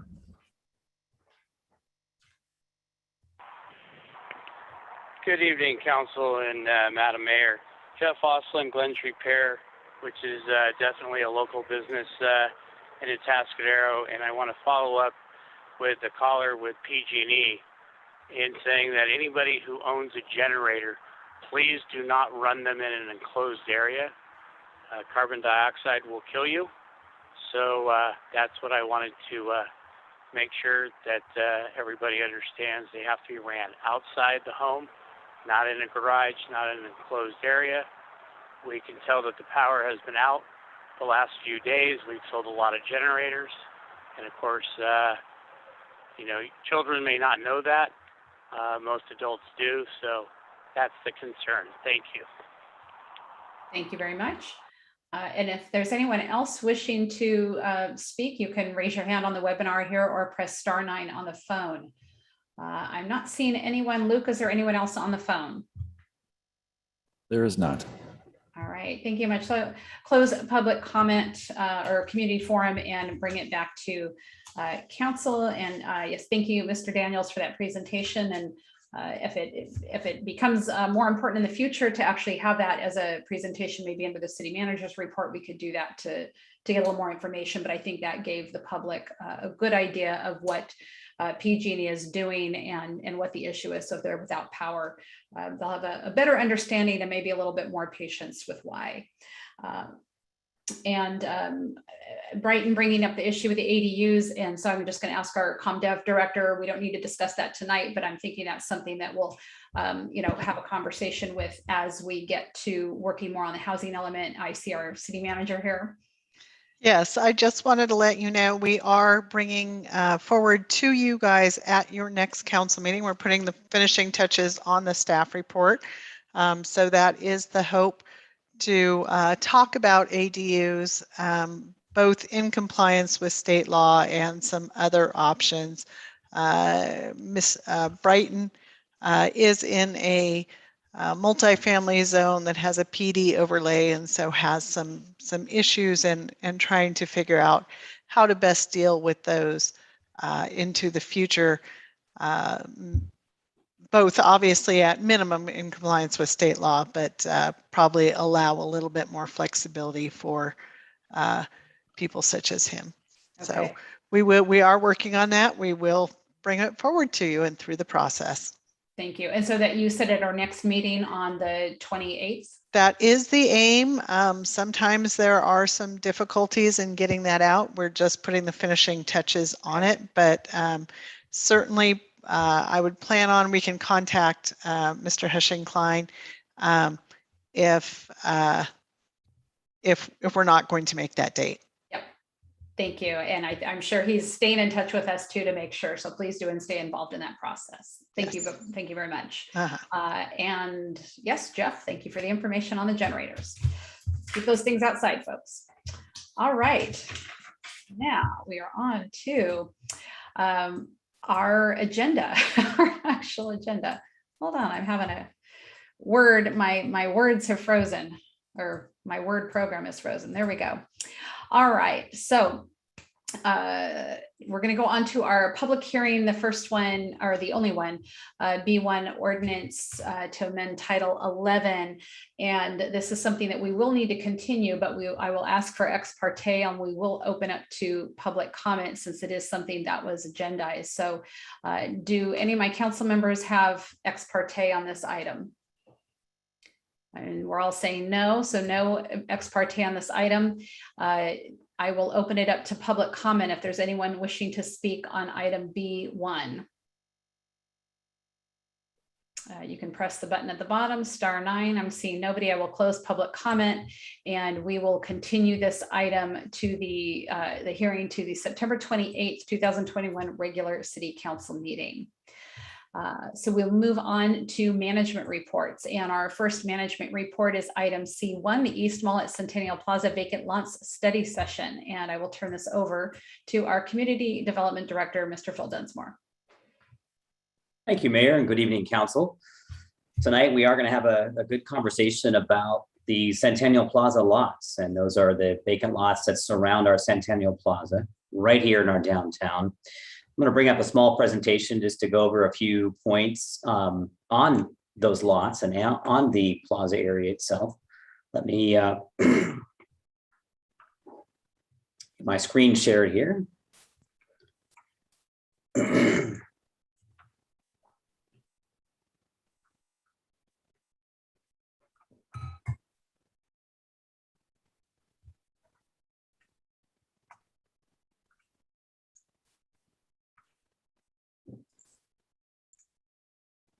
Took me a moment. Sorry about that. I had a lot of screens open. I had to sort through them all. All right. So hopefully by now you can see the image there of Centennial Plaza on your screen. And this is the topic of discussion. You'll notice what we're looking at now is the view as we see across from City Hall right now in East Mall and Lewis Avenue. This is the construction plan set actually that you're looking at, where the parking lot was built. And we currently have a vacant building, yellowish colored building in our plaza that leads to our pathway and our bridge.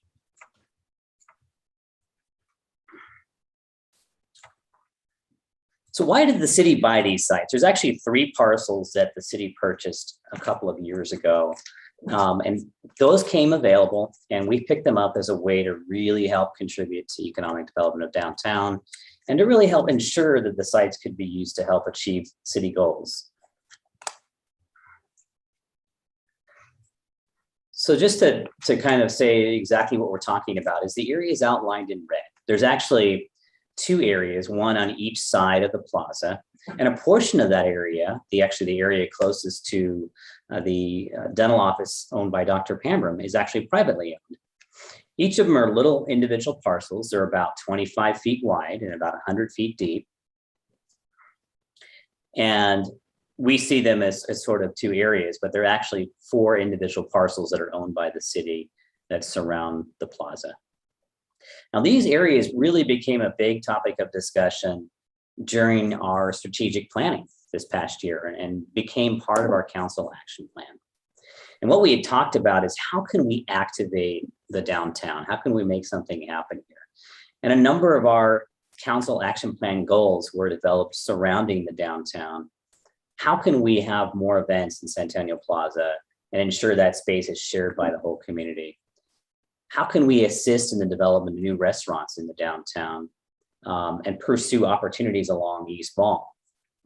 Right now, in the office I'm sitting in, I'm actually looking right out the window at our park, and I'm looking around our park, and it's quiet out there, and it's dark, and all of the businesses that surround our park, with the exception of Sylvester's at the corner of El Camino, they're all closed. So how can we make things happen? How can we activate this area? So some of the goals that we talked about was developing land use options for the city-owned property near Centennial Plaza. And that was actually put into our council action plan that we adopted. And as part of that, we looked at, can we explore public and private partnerships to achieve the plan goals?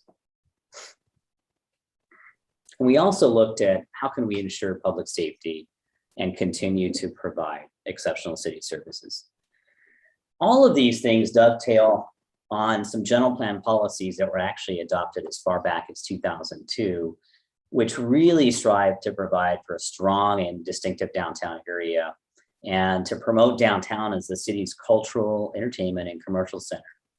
And it was actually a program adopted with that general plan policy that was really to get a mixed use and pedestrian scale plan for downtown and adopt the zoning to be that way, to encourage buildings like what we're seeing to being developed now, like La Plaza, like some of the restaurant uses we're seeing downtown, and to really also look back at our downtown revitalization plan and to continue to implement that. In recent years, a number of things have been done that do implement that downtown revitalization plan, and it's really making a big dent as to how our downtown is beginning to come together.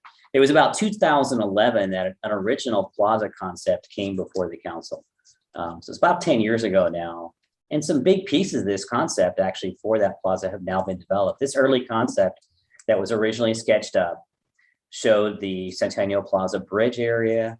It showed the bridge, the vehicle bridge at Lewis Avenue. And it also showed the parking lot, and it showed the plaza being built. Later on, this went into construction plan drawings, and most of it was actually developed, and it's become a real great potential area for future use of the city and for events and to connect two very important parts of our downtown. And when we built this original plan, when we did this, we also knew that these lots around Centennial Plaza could be something else later on. But at the time, we hadn't decided as a city, as a community, what would those things be. But instead, we did continue to pursue different goals. But really, the primary goal is what will it take to implement these council action plan policies and these general plan policies that we've all contemplated for so long? What will it take to really activate our downtown? It's been a constant question. The area around Sunken Gardens Park has tremendous potential, but it's very difficult to get those right things established there, as many of these properties are privately owned and there's well-established businesses there that will be there for some years to come. So what is it we really need? We really need active land uses that bring in people, land uses that are open after hours, that are open in the evening, mixed use buildings like La Plaza we have across El Camino Real, where there's people that live there and bring a 24-hour presence, and people that are going to be using the businesses, restaurants, and services that are downtown. And lastly, the most importantly, and what's the biggest challenge right now, is property that can actually be developed for a reasonable cost. Right now, our downtown does have some old building stock. It's very expensive to rehabilitate. And there are some other buildings that are for sale, but they're really, really expensive to adapt those buildings into something that is going to bring in the change to the downtown that we continue to want to embrace. So over time, we've had a series of discussion items about these particular parcels. And there's a lot of different options that can happen to them. And we're not going to go through all of those options tonight, but the ones we took a closer look at more recently were parking, expansion of the parking lot, the addition of restrooms in our downtown, public restrooms that are available, expanding more plaza and event space, and possibly setting aside land and designing some ideas and concepts for future private development to really enable and incentivize that development. So first of all, let's talk about parking lot expansion. It's something that our Public Works Division has looked into a little more closely and found out that we could do an expansion of parking on a portion of the Centennial Plaza lots, and the area that I just brought up in red could accommodate that, and we could connect a parking area. It might be as many as 30 or 40 parking spaces. That seems like a lot to fit in that little area, but Nick says he can do it, so let's entertain that idea. But if that was done, it would cost about $500,000. And I guess the question here is, would the added parking achieve the goals and contribute to downtown synergy? Would it get us where we want to be? Do we have a significant parking demand around Sunken Gardens Park? Do we have a significant demand in the parking lot that I'm looking out of the window right now that's empty? And are we going to be adding possibly up to 130 parking spaces with the downtown enhancement? Those are all the questions that come to mind as we look at using this very valuable little piece of property for expanding parking. Just some things to really discuss on that particular concept. But it certainly is a possibility, and it certainly would enable the removal of the vacant building and put the property to use. Another topic, and this is a hot topic that constantly comes up, is public restrooms. And again, we need to ask ourselves the question, will adding restrooms achieve the goals of the synergy we want downtown? And is this the right location or the right time to add restrooms before you have the active land uses around town? Historically, when restrooms are added to a location that doesn't have the active land uses, that doesn't have the synergy, that doesn't have the demand to them, there are significant issues from a criminal activity standpoint. We do have 3 schools that utilize the Sunken Gardens Park and area as a pickup and drop-off zone. There's a number of other activities going on right now at our Centennial Plaza area, at our bridge, that seem to indicate this might not be the right location or the right time to add restrooms. Another thought, and I think this was thought about really early on when Centennial Plaza was being designed, could these additional parcels be used to expand the opportunities in the plaza for events? Could this area be used to stage food trucks and do different things and have events and have it be more of a city function? And if we did that, will that expansion achieve the goals of having the synergy in downtown and having an active land use? And again, is this the right location or right time? A new plaza was just developed across El Camino. This plaza is still in need of being activated. And will that bring in more people in the evenings and have a safe place to walk into Colony Square, et cetera? All those questions come to mind about this potential idea. And lastly, and the one that I think staff's going to elaborate on tonight, is the potential for looking at these sites, especially combined with one of the parcels that's already privately owned, to support future development. What if the city said, we're going to really customize the zoning and land use list for this area, really customize the design that can happen here, and make these properties available for someone who wanted to build a restaurant, someone who wanted to build a mixed use building with office or residential above it with restaurant or retail space down below, to activate this space into a land use that is going to provide the synergy around the park that we really need to be the spark that ignites this area and really engages the idea for a long-term success for downtown and gets us that synergy. And can that happen? And I think there's some good potential to make that happen. Let's just take a quick look and what does the zoning allow today? What do we have downtown? Our zoning downtown is very specific. It's called commercial downtown commercial zoning. It does allow for a range of retail stores. They're supposed to be just retail stores that are open a decent amount of hours. That doesn't mean a warehouse store. That doesn't mean a lumber store. Those are all very specific things. That means a store where you can buy clothing. It means a store where you can buy goods. It means a store where you can buy food.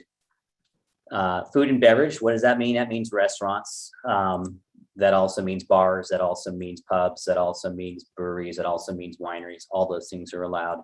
Entertainment, those things are typically combined with food and beverage, whether it's a small concert venue and things like that. Personal services, that's another thing that's allowed downtown. That's a hairdresser. That's could be things like massage or other personal services that are related to that. And we also allow mixed use. So what we call mixed use is typically residential that is on the second and third floor above commercial. And that's something that's definitely really good in a downtown because it provides that 24-hour presence and provides people that are using the services and the items downtown. Now, what you can do with any parcel, especially easy with one when the city owns a parcel, is design specific custom zoning to really guide what future land uses might be there, what building design you might want to see there, and any other criteria. And you can do that most easily through adopting what we call a zoning overlay or a plan development overlay zone. And this is done very commonly in the private sector. They'll come in and they want specific custom zoning, and so that they can get some exceptions to the existing zoning, and so that they can really customize what they can and can't do on their property. We call it a plan development, and it goes on top of the downtown zoning that's already there. So you wouldn't take away the commercial downtown zoning or amend the general plan. You would leave that all in place, but instead on top of that, you would add this layer that would really refine what you can and can't do on that property. Now, state law doesn't allow you to go outside the general plan. In other words, you couldn't say, hey, I'm going to put a PD in a downtown and I'm going to allow industrial land uses there and 25 residential units. Can't do that, but we can refine down and we can customize as long as it's within the envelope of what we anticipate in our general plan. So our general plan still calls this downtown. So we've got to work within that envelope if we were to adopt a plan development. And you can set up specific design standards like building heights, setbacks, parking standards, even things to say, hey, we want outdoor dining. We want them to look like this. Or we want a specific architectural design standard because we want a building that looks super modern and we want it to be built out of cargo containers right there. Maybe not. Maybe we want it to be Italianate like our city hall. Whatever the case is, we can customize those things and curtail that for that property. But a word of caution, if you get too tight with any plan development, it's going to really restrict and refine what can or cannot occur on that property, and maybe it doesn't become something that's attractive for development. There's a lot of words on the screen here. We don't have to go through all this. But what I wanted to throw out there is, for example, what could you do with a PD? You could come up with language that says that you need to have architecture that complements but not copies the features of City Hall. You could limit building height. You could limit your land use to say that office and residential dwelling units and business support services and personal services shall not be allowed or shall not be allowed on the ground floor. You can do things like specifically note the size of each floor if you have multiple floor buildings, or if you wanted a single story building only. For example, you could say, hey, on the ground floor, I want it to cover the entire site. On the second floor, I want it to be 20% smaller. On the third floor, I want it to be 10% smaller than the second floor, so that you get architectural features and you get patios and really interesting design. You can do those things with a plan development. And you can limit number of hours, or you can say that business must be open a certain number of hours and days per week. And you can also play with things like parking. Now, just real quick, I'm going to throw out a bunch of design themes. This isn't something that we're recommending for this property by any means, but I'm just going to say this just to say that what we could include in a PD, if we did that, if we went that route, you could say, We need something that has Italianate design. This happens to be a historic building somewhere else, but this is where Italianate comes from. And oftentimes our building, City Hall, is coined with that design theme. Here's another, historic building with similar design attributes. You could say, hey, I need something that meets these design attributes. A lot of buildings these days combine these design attributes into a contemporary building. Now, these building images you're seeing here are very shocking and wouldn't fit, obviously, in our downtown location, but it's just to give you an idea what you can do in terms of a plan development and restricting design or promoting design ideas. And again, here is something where you take a classic design, you take a little bit of Italianate design or light industrial design and incorporate it into something that also has that feeling. And a lot of these buildings you're looking at here are mixed use buildings. A lot of them exceed the scale, I think, of what we would envision on a site like this, but still they're ideas for just design. And again, something else here too. And just some ideas of what you can do with sort of a plan development type zoning district.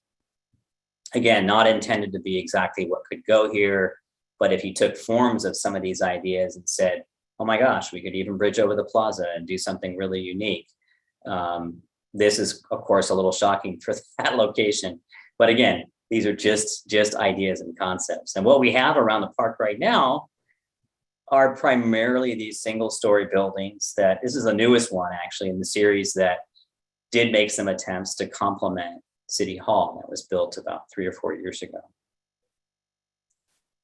And then of course, La Plaza, which really tries to sort of mimic some of the features at City Hall, and just a wonderful frame to the downtown. And historically, even the Carlton has had some of these Italianate elements in some of its design features. Even though this building was primarily 100% reconstructed some years ago, it has a lot of those themes.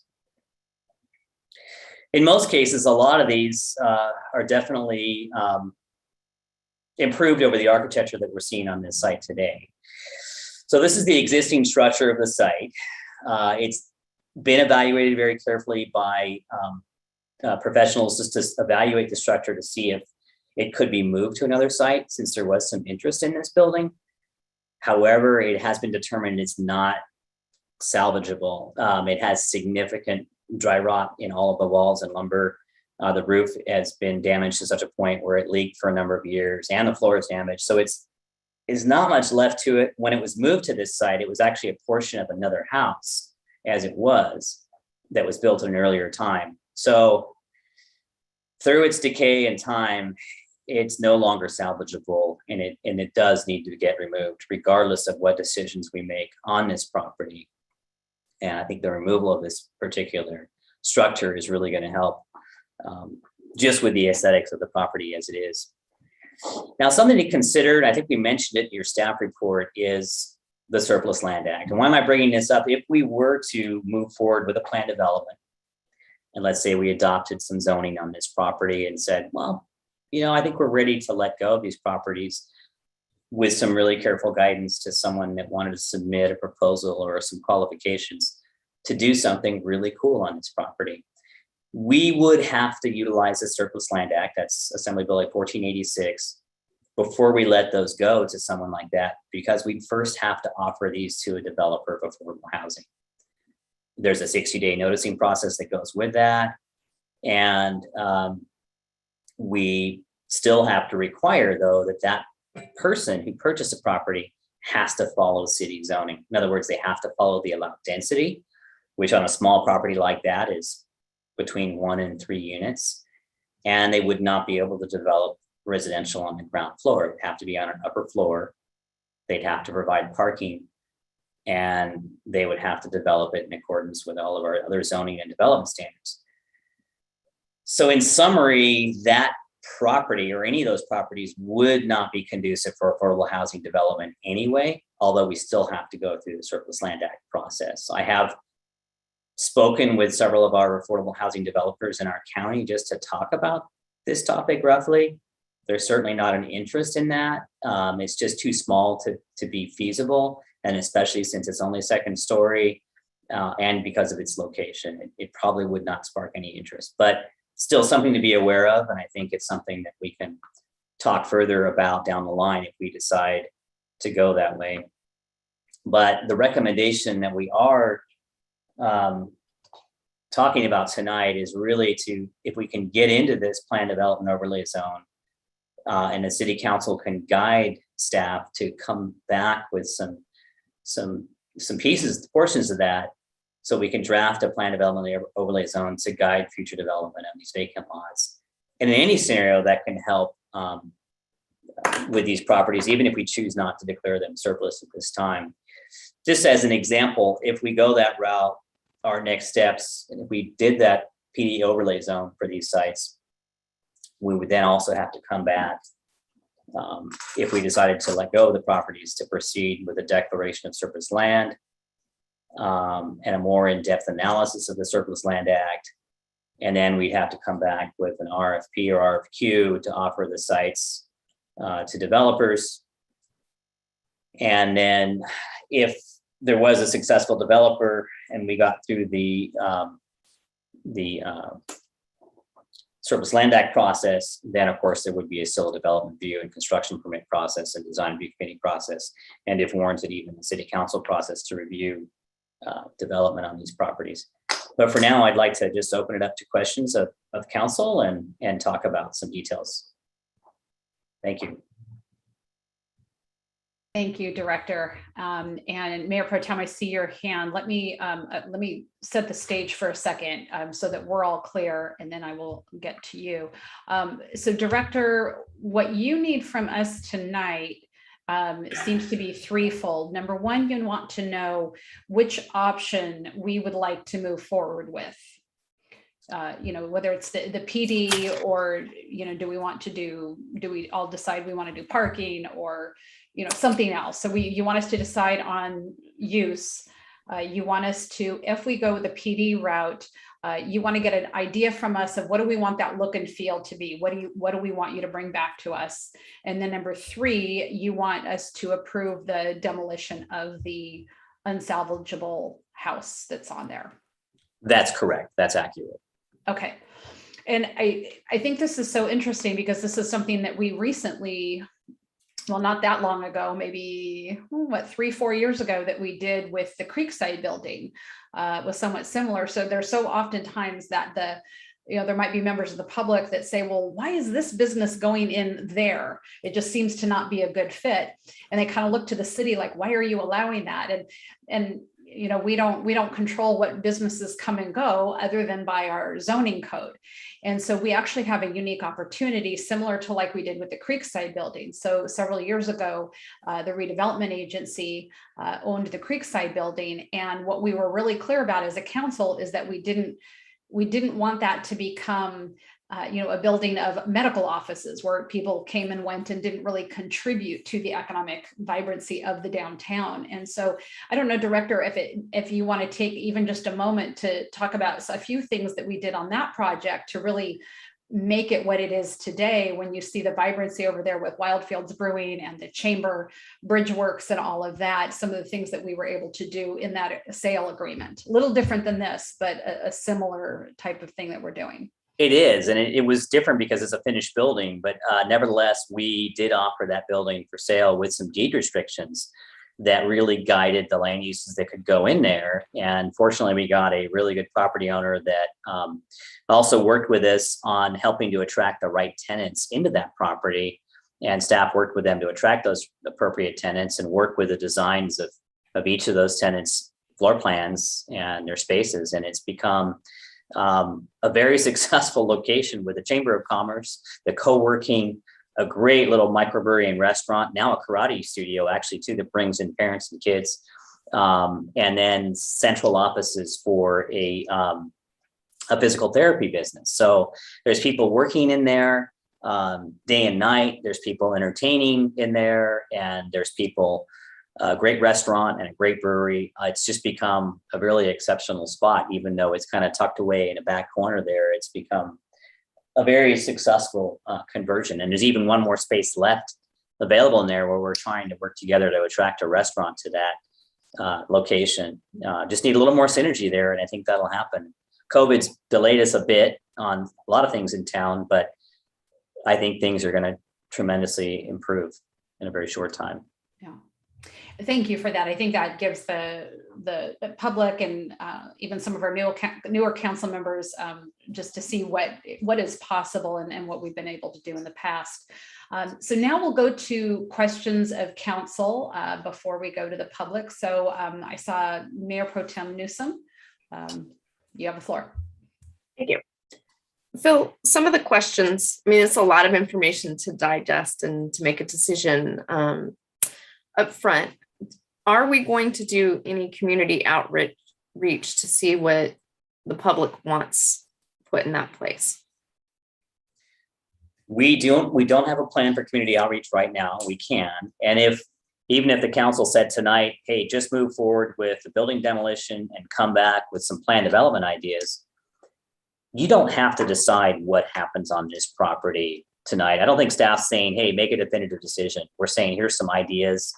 We're saying that the building needs to go. And we're saying that regardless of, I think, a future land use decision, it'd be good to have some plan development guidance. Even if we decide, gosh, let's just develop a parking lot on one side and offer up the other property that we have on the other side to the adjacent property owner, there's still some value in looking at a plan development to do that. So I think it applies in multiple different ways. And it's also possible too, if the council wants to do some additional outreach to the community and do some polling and some things like that before any decisions are made, that's certainly an option. In this particular case, it's not something we did, I don't think, with our last property. Instead, what we did is we went out with an RFQ and RFP process, and that process itself created that sort of public noticing of, hey, there's an interest in making these properties available.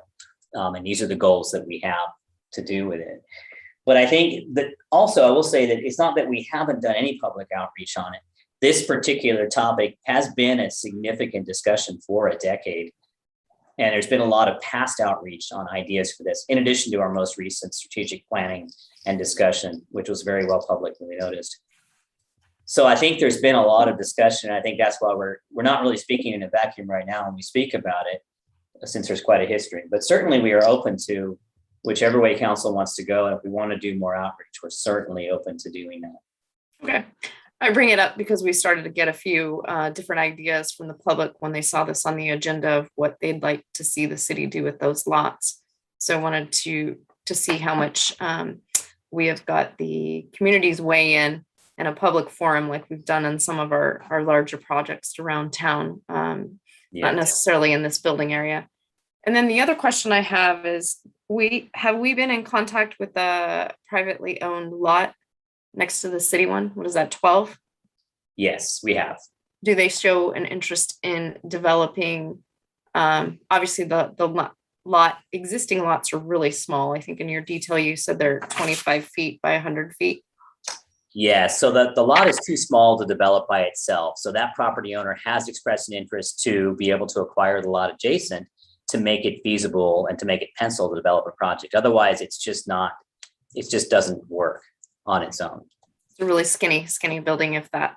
Yeah. With all the setbacks. Okay. Yeah. And then, so property owner on 12 is interested in doing some development if they could acquire that property.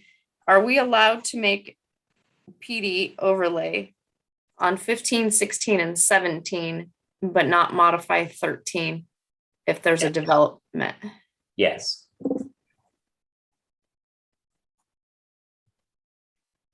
And then is there an option to look at possible collaborations with the city and how that area gets developed between 13, 15, 16, and 17? And I say only because there's been some conversations about putting in structures and putting in different things that stimulate the economy, but also allow, I think in here your topics were restrooms. I think some was talking about playgrounds and parking lots. Is there a way to take those 4 properties and say, okay, two go here, and get, I don't want to say a joint venture, but get a partnership between developers as to how this area comes together. Sure. Yeah, I think that, it could pose some unique challenges if we get too involved in the coordination. But I think we also want to have a certain level of coordination to make sure that the properties move forward in a way that we anticipated when we adopted our goals through our council action plan and through our general plan policy. So certainly there's ways we can work all kinds of magic on these properties. I think the idea is to try and incentivize something really good to happen, whether it's a public project or a private project or a partnership between the two, where there's a cooperation where we see both. But I think that even with a 100% private project on here, it is kind of a coordination, because we're essentially saying, to the right development, we would be able to offer up these properties for free, for that matter, as a huge incentive to allow the right development to happen. And having that happen will also remove it from the city's inventory of maintenance and responsibility. It also makes it a lot easier to deal with some of the issues we're having in terms of enforcing who's camping on these properties as well. Okay, and then the current zoning, it does not look, it does allow parks and playgrounds listed in the current zoning, correct? Yes. Okay, and restaurants also? Yes. Okay. Time frame. What kind of time frame are we needing to make decisions on the property? Obviously, the demolition is another story, but how we shape this foundation, are we looking to do it in the next 3 to 6 months or longer?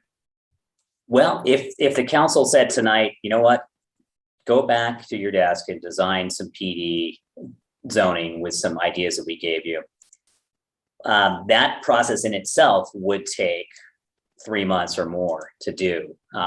It would take us at least 60 days or 90 days to come back with a draft PD. We'd have to go to planning commission, then to city council, then do a second reading, and then a waiting period. So that's going to take some time. Then we'd have to enter the Surplus Land Act process, which is at least 90 days. It's a 60-day notification period to start. So even if we started today, it's going to be a year probably to make these properties saleable and have some activity happen. In that time, in the next couple months, we could also demolish the building. But in terms of, is there a rush to have the council make a decision? There's not. We don't have a timeline we're waiting on, other than the fact that we're really trying to do things to promote economic development downtown and to remove what we call the broken window effect of a vacant building that tends to be an attractive nuisance in our downtown. So if that can happen, well, we can do that anytime. Actually, we can move forward with that demolition anytime. But it's nice to have an idea of where we're going before we demolish that building and what we're going to prepare these sites for and which general direction the city's going to move in. So but in terms of your first question, there's not really a specific timeline other than the fact that it's a good time to continue to promote economic development downtown. But it's currently, if we were to get interest in these properties and you were, for the right projects, able to offer it up for whatever incentive, the existing zoning may not have to be changed with a PD overlay if the right developer were to come in and say, I want to do a restaurant, I want to do this. Is that correct? That's correct. But keep in mind, if they just say they want to do a restaurant and then they change their mind and say, well, we've changed our mind, actually, we're going to build something else. And instead, we're just going to build a space and it's going to be a retail store and the back half's going to be storage. And they're only open till 4 or 5 p.m. 3 days a week. And we're going to have a barbershop there as well. Does that really get us where we want to go? Or, they say, hey, we're going to do that on half of the ground floor, and then the other half's going to be stairways and parking for the 6 residential units that we have upstairs. So we have to be really careful about that. It could be done through deed restrictions upon sale of the property and through proposal that comes in, certainly. Much in the same way that we worked with the Creekside building that City Hall used to be in. So it could be done in that similar way without doing a plan development overlay. We don't have to go through that rezoning process, but sometimes the rezoning process gives you some assurance because it can last for the life of the property, regardless of ownership. Won't a deed restriction last for? It can as well. Absolutely, okay. You're right. So one could be more labor intensive and time intensive, but if the right developer came in, you could put some deed restrictions. Sure. Okay. Sorry for all the questions. I'm trying to understand things a little bit more as we go through. I think we all got very excited with Saturday's Patriot Day celebration and having Sunken Gardens filled and vibrant, and La Plaza's coming along. So now everybody wants to, be a part of this process, which is going to be amazing. So, well, we have an amazing park. We have an amazing potential for our downtown, and we even have a great downtown. I shouldn't say potential. We have a great spot. So we do. And that event proves it, as did the other events we have. The more events that we have in the park, it just shows you that we showcase this wonderful place. Well, thank you. That's all my questions for now. Yeah. Director, would a deed restriction take, like if you said going PD route, it'd be 1 year till saleable. If we decided on deed restriction or we're bantering that around, how long would deed restriction take? Well, the Surplus Land Act process is going to take 4 to 6 months itself. So when I was talking about a year, I was talking about the Surplus Land Act process and a plan development overlay zoning process. You could cut off a couple of months by just saying deed restriction. But the problem there is one of the things that the PD gives us, it gives us the opportunity to build in some incentives and flexibility to this plan that the plain zoning might not give you. You could grant a height exception, a parking exception, a setback exception, and design a form on this site that is something that we might feel is best suited for this site. A deed restriction, it can simply just dial down land uses, and it can dial down, your building style and design, but you can't give out more than what your zoning already gives you, in other words. Mm-hmm. So that's the idea of the PD. You can get a little more custom and go a little more outside the box if we wanted to. Now, if we don't have any need to do that, and we feel like we just need to go in a direction where we're going to really bring it down a few notches, then certainly a deed restriction can work fine. Okay. And maybe it's a good question for our legal team is which is more enforceable, a deed restriction or a true zoning layer on the property, or does it matter? Are they the same? And I've seen our city manager, so why don't we bring her on? I don't know the legal answer, but I will tell you that, 10 years, 15 years from now, if somebody comes into the planning department does not necessarily go back and research the deed restrictions for each piece of property prior to looking at what can be built. The plan development will be a part of our municipal code, and so would automatically be looked at every time a new tenant or somebody else comes in to do that. So I think practically a plan development is certainly easier to enforce because we can tell potential people that want to rent it or the owner up front.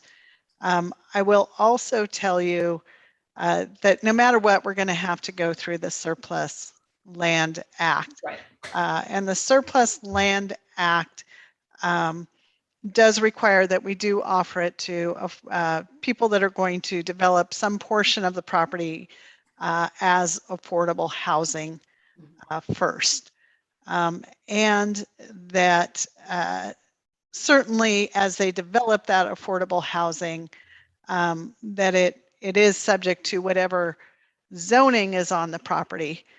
Certainly if somebody goes through the affordable housing and says, hey, I want to build commercial downstairs and affordable housing upstairs, which would be fantastic, we would not have the opportunity as part of those negotiations to talk about deed restrictions for the commercial portion. So, or for that matter, for the, yeah.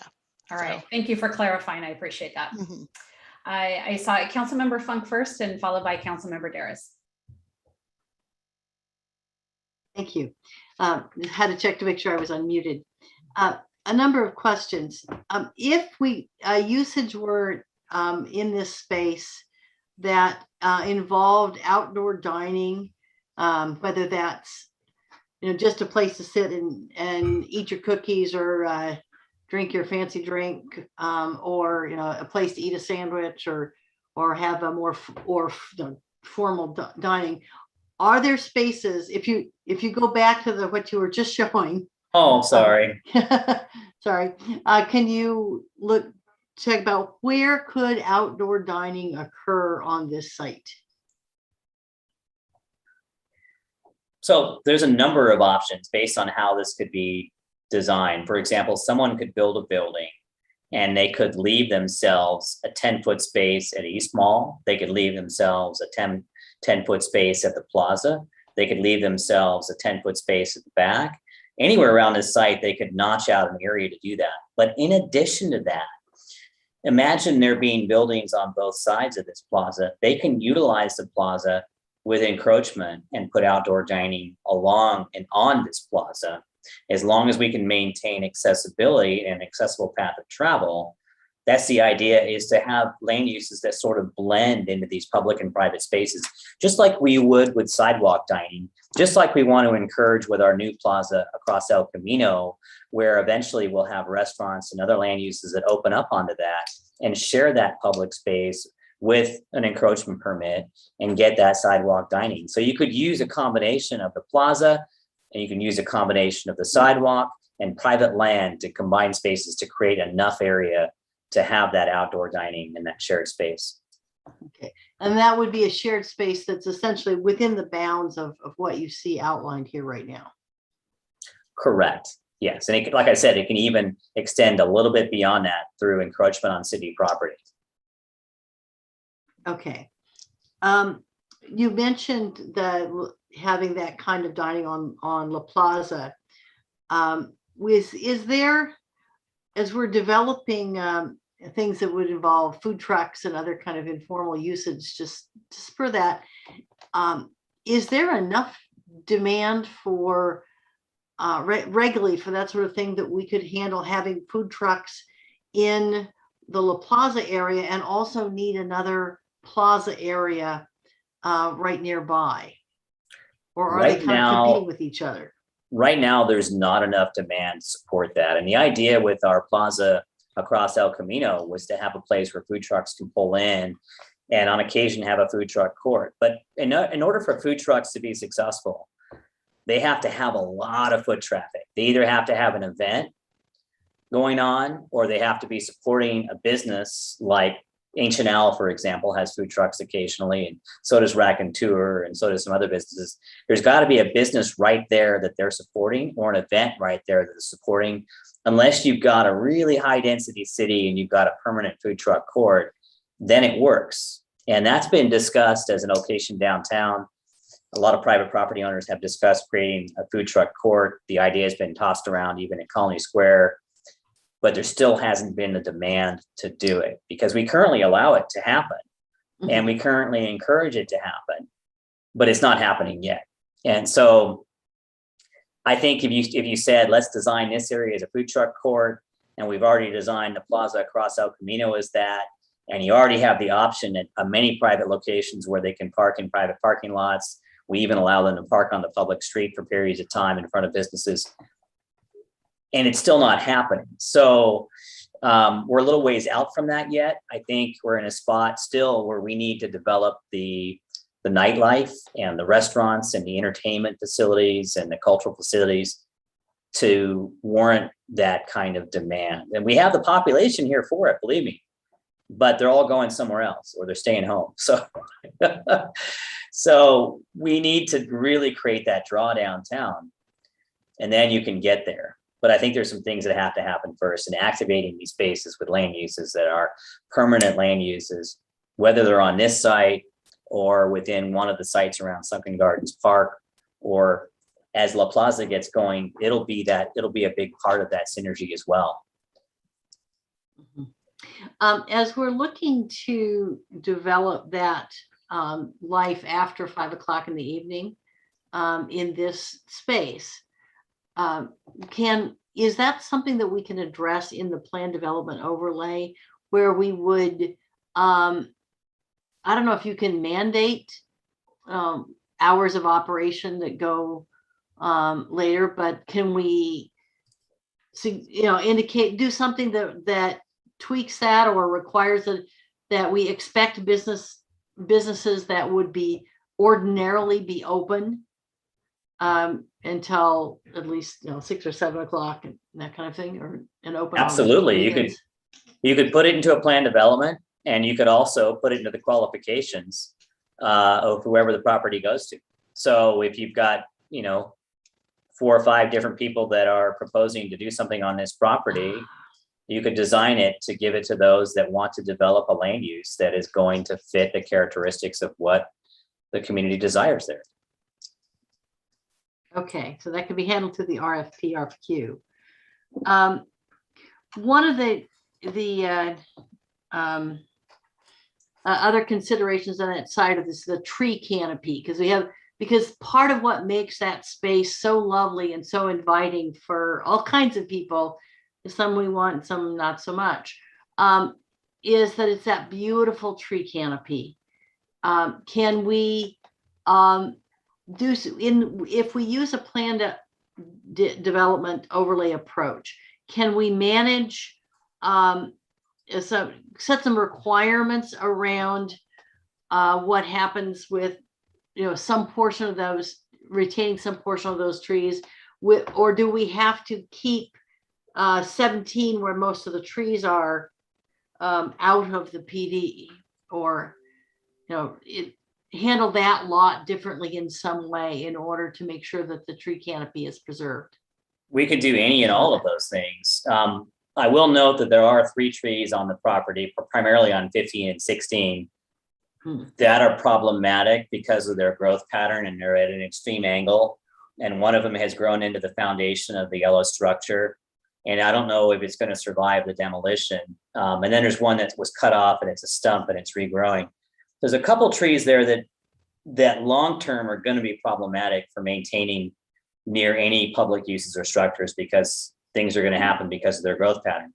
But on lot 17, there are several really healthy trees that are growing in the appropriate shape that could be retained. And so it's a possibility the city might decide maybe 17 should be retained as a public property, as this area where outdoor dining could occur as an encroachment, but that 15 and 16 are sold for private development. And so there's things like that could be done, or you sell all 3, or you do something different with all 3, and you still retain through that plan development or through a deed restriction or through the agreement that they retain certain trees on 1 or more of the lots. And I think there's any number of ways that can go.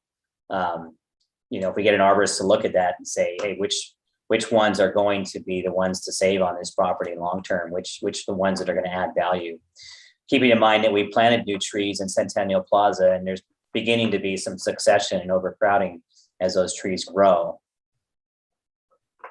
Yeah, okay. A couple more questions.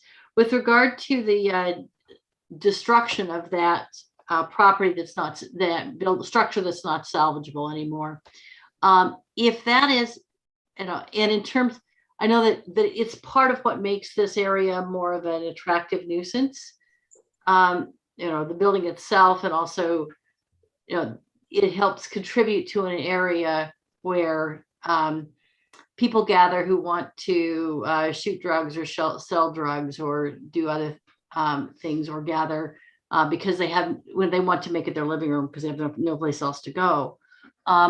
If that destruction when would that destruction take place if we authorize that tonight? And if that's sort of fairly close to the time when the winter shelter, which is a no barrier shelter, opens up, would the police department be able to be more active in managing camping and other uses in that area while the winter shelter is open? So I heard two questions there. One that I'm going to defer to our chief or city manager, but the other one in terms of the demolition of this structure. If I'm not mistaken, we've already gotten the clearance for asbestos and hazardous materials in here. We've already had it examined by our building official and by another professional. We could move on that building in terms of the demolition fairly quickly as soon as we can line up a contractor to do that. So that's a now. In terms of the other question, I'd rather defer or delegate that out to our chief, our police chief, or our city manager.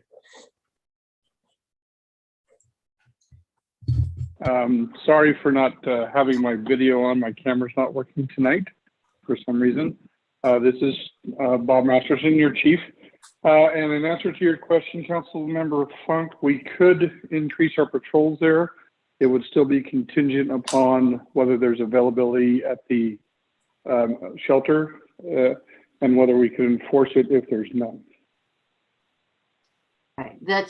And in the months where the winter shelter is not open, if we had some other kind of authorized camping area or something, or some sheltering available with available space, would we be more actively able to move people, give them other options and enforce requirements about how that space is shared?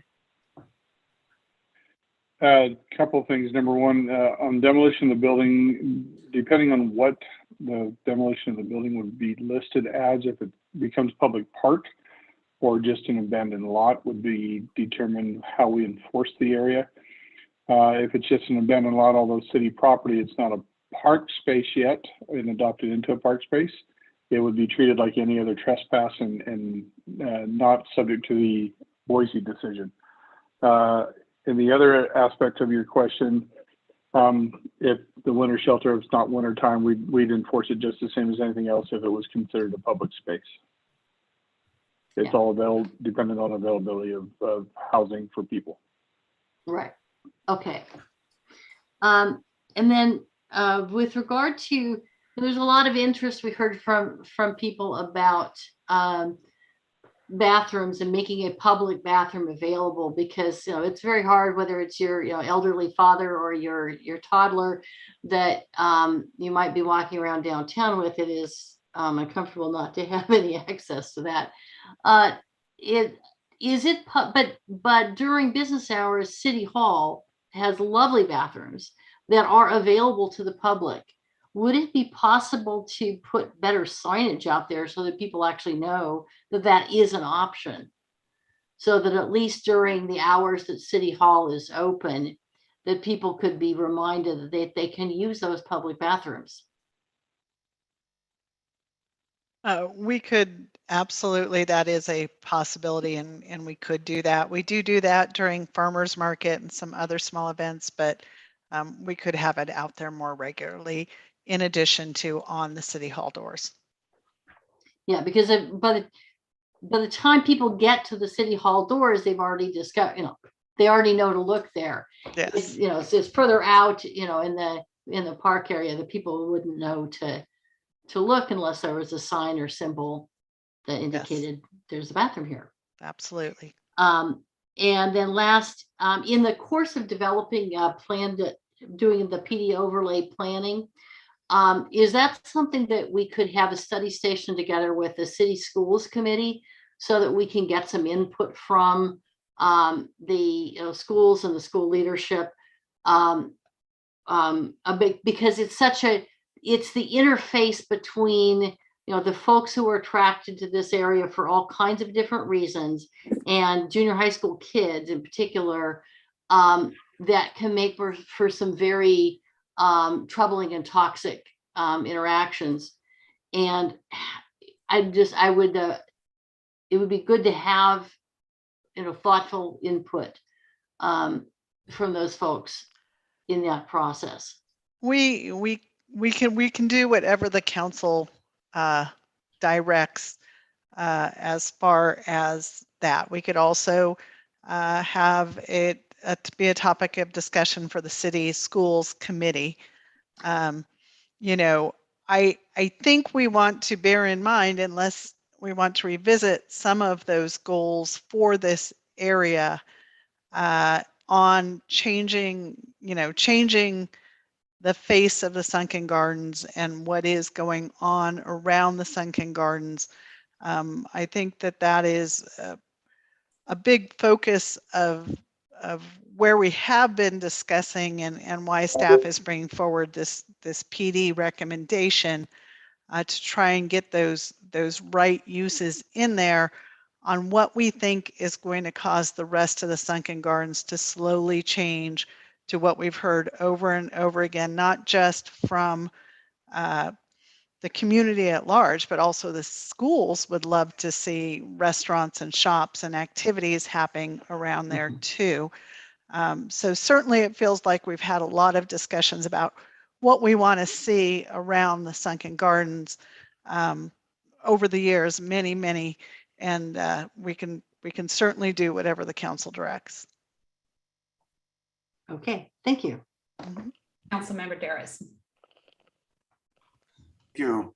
A lot of good discussion. This is great. I'm going to kind of go backwards in my notes that I was taking here. There was a lot of discussion about the difference between a deed restriction and planned development, and what's better and for the long run and whatnot. And the question I have that came to my mind was, which one might be easier to modify as needed in the future? If you're can you change a deed restriction? How difficult is that? Or with the planned development, you have specifics in there. How can that be changed if necessary? If nothing happens on this lot for a number of years and ideas change, which one's easier to change if that's possible? Might be a little easier to change a deed restriction because that can be done, by the person who put the deed restriction on there. The city, we can simply record new documents that change that. In terms of if the property gets sold and they wanted to change the PD, they would have to come back to the Planning Commission and City Council to amend that PD. It's not the end of the world. It's not the hugest deal. And I think if it's something that the city wanted to support, we can help that happen.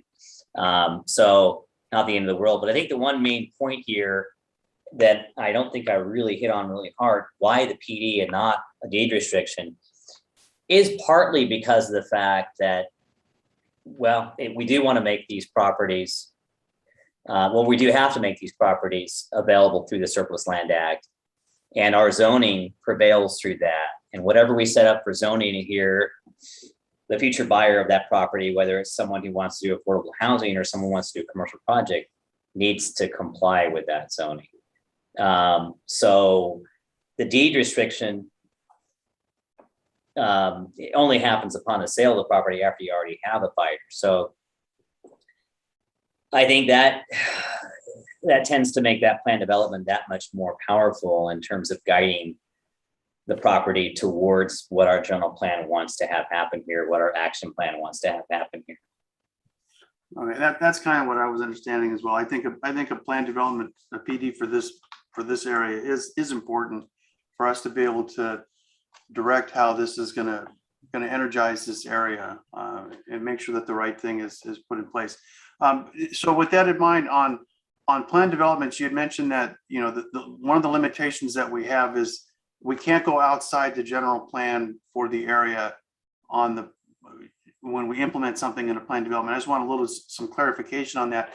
The way I see it and the way it was in the staff report is, you have a list of uses that you can do by right, and then by conditional use permit, we can take out what we don't think is appropriate.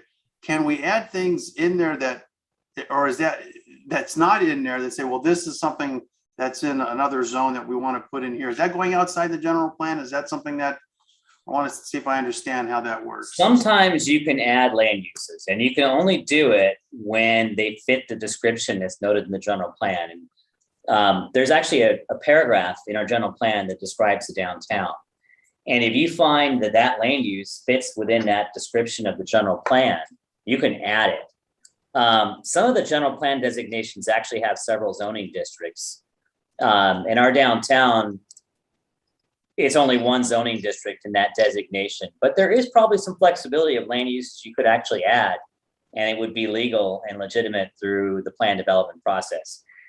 I can't really think of any that we would love to have, but if you can think of one that you think fits the general plan description, it's certainly an option.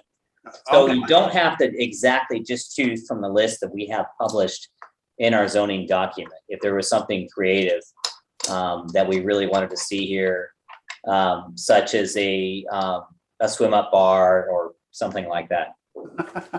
Okay. I'm just teasing on that one. That's a good one. Yeah. Okay, that helps me. That clarifies on that. Yeah. The other question I had was on let's see, what is it? Lots 12 and 13. Lot 12 being owned by somebody else private, 13 by the city. For the owner of lot 12 to acquire lot 13, you can't just offer it up just to that person, right? It has to go to you have to open up to the public. How is that going to work without having some, like a bidding war? And I could see this being a nightmare. I hope not. I hope it's not a nightmare. And I hope that with that particular part, well, no matter what, we would have to go through the Surplus Land Act. I think we determined that because I think we look at the whole group, but maybe our city attorney could weigh in on that question more specifically. Could we enter an exclusive negotiation with somebody because of its adjacency? I'm not sure, actually. Yeah. Well, one of the things that you had mentioned with uses, which I thought was good, using the plaza portion as area for seating, for outdoor seating if there was dining. So even though 13 is a very narrow lot, 25 feet, that's actually big enough to put some sort of a small eatery there where a lot of the seating is outside and utilizes that plaza if that's going to be allowed. So it is usable by itself, but if the owner of lot 12 was able to acquire it and do more with it, certainly I'd like to see that option available without having it become something where 13 just sits vacant and, or the other three are being developed. But that's certainly the idea, is to allow that property owner to combine those two, or one property owner to be having control of 12 and 13 together. Okay. All right. That's all I have. Thank you. City manager. Yes. Yeah, I just wanted to clarify one thing on the ease of changing a deed restriction for a plan development. I don't want people to go away thinking that, hey, the city staff can change the deed restriction behind closed doors and make this unilateral decision. It would have to be a public process, very similar, in fact, to changing a PD. So there would be a public process. I just want to make sure people understand that. Thank you. Councilmember Borbo. Thank you, Mayor. A couple of questions. I want to go back to one thing that Mayor Pro Tem Newsom mentioned. She asked if you could apply the PD to, I forget exactly how she phrased it, but regarding the properties 12 and 13, whether you could leave 13 out, I think was her question, because it might be developed in conjunction with 12. My question would be, I assume you could include 12 in any PD overlay. It's currently privately owned, because we do impose PDs on other privately owned property, right? You could do that. We would hope that we would do that to the property owner's agreement. Sure. But we do provide. Sure. But I mean, in other words, to say that whatever is developed on 12 and 13. Yes. Yeah. And I'm sorry, I'm getting some delays sometimes when some of you talk, and I think it's my internet connection. So yes, that might cause me to interrupt you unknowingly. Okay, so I'm assuming you could, or at least put it in such a way that if private owner of 12 were to acquire 13, that they would then be subject to PD for the Yes. entire combined Yes. parcel. Yes. Okay. And then also, if you could get them on the map here, relating to the question that Councilmember Funk first asked regarding, let's say, outside dining. I was speaking with the city manager this morning and trying to understand some ownership issues here. The walkway, if I understood it correctly, is part of an old alleyway easement, which is why we as the city could build the walkway on it that runs all the way to El Camino. Mm-hmm. And so what I'm curious is, on this map, the space in green on this slide above the sidewalk, between the sidewalk and the lower boundaries of 12, 13, 15, 16, 17. No, back to where you were. Oh.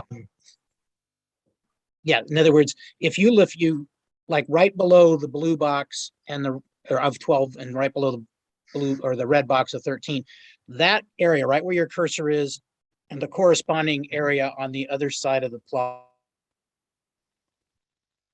plaza, I'm assuming the city already controls that as it is an easement, and that the city could then Yes. allow through encroachment or other avenues outside dining in that space. Yes. Is that correct? Okay. Yes. So there's a space to allow it without even intruding onto the existing plaza area. If you if we saw the kind of project that we'd like, I think we all like to see a restaurant. I think ultimately the pathway got built a little bit differently than what you're seeing here, but it's generally around here. But yes, anyway, to answer your question, there is this surplus space that looks whatever. like If there is space between the walkway and those property boundaries, I mean, that's whatever that space is. Between the walkway and the property boundary would be available. For a use that we approve of and allow. Okay, gotcha. Okay, and then in terms of, well, this is just question time. I'll save comments, I guess. The demolition of the building there, you guys mentioned some pros and cons of doing it sooner rather than later, but is there a staff preference to get that done or to wait until we come up with the PD language, et cetera, and putting the property out for offer? The staff's preference is to see the building go away, but first of all, for us to have a general consensus on the direction that we're going to be going, not to have the PD, but a general direction on what's going to happen, I think, in terms of the disposition of this area. And if we are, for example, if we're way off base and we need to do another study session or a lot more outreach before we come close to even thinking about a PD, maybe we hold off. But the reality is the building needs to go from a health and safety perspective and from just a quality of aesthetics perspective, and in order to reduce the blight and attractive nuisance as soon as possible. Okay, and two other questions. One in regarding 12 and 13. 13 has to go through the Surplus Property Act. It can't, cannot be offered to the owner of 12. Well, that's an interesting question. I think there's been some, its value and the value of 12.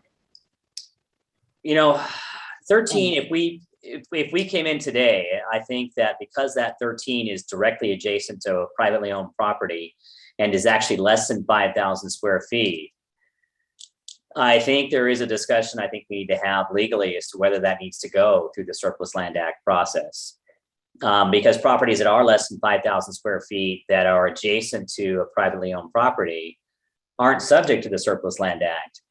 But since we were going to do it on the other properties anyway, we were going to be overly conservative and do it for all of these properties in terms of complying with state law. But that's a topic of discussion. If that property were to move forward separately, perhaps it might be exempt. And I think our legal team could weigh in on that topic as well. We've actually had our legal team weigh in quite substantially on a Surplus Land Act to evaluate some of these topics. Okay. My question is this, presumably by themselves, 12 and 13 are because they're limited size, and which limits what you can do them, both of them are of lesser value than they are together. And so, if somebody would be less likely to offer on 13 on the one hand, which might make it more readily available for sale to whoever owns 12.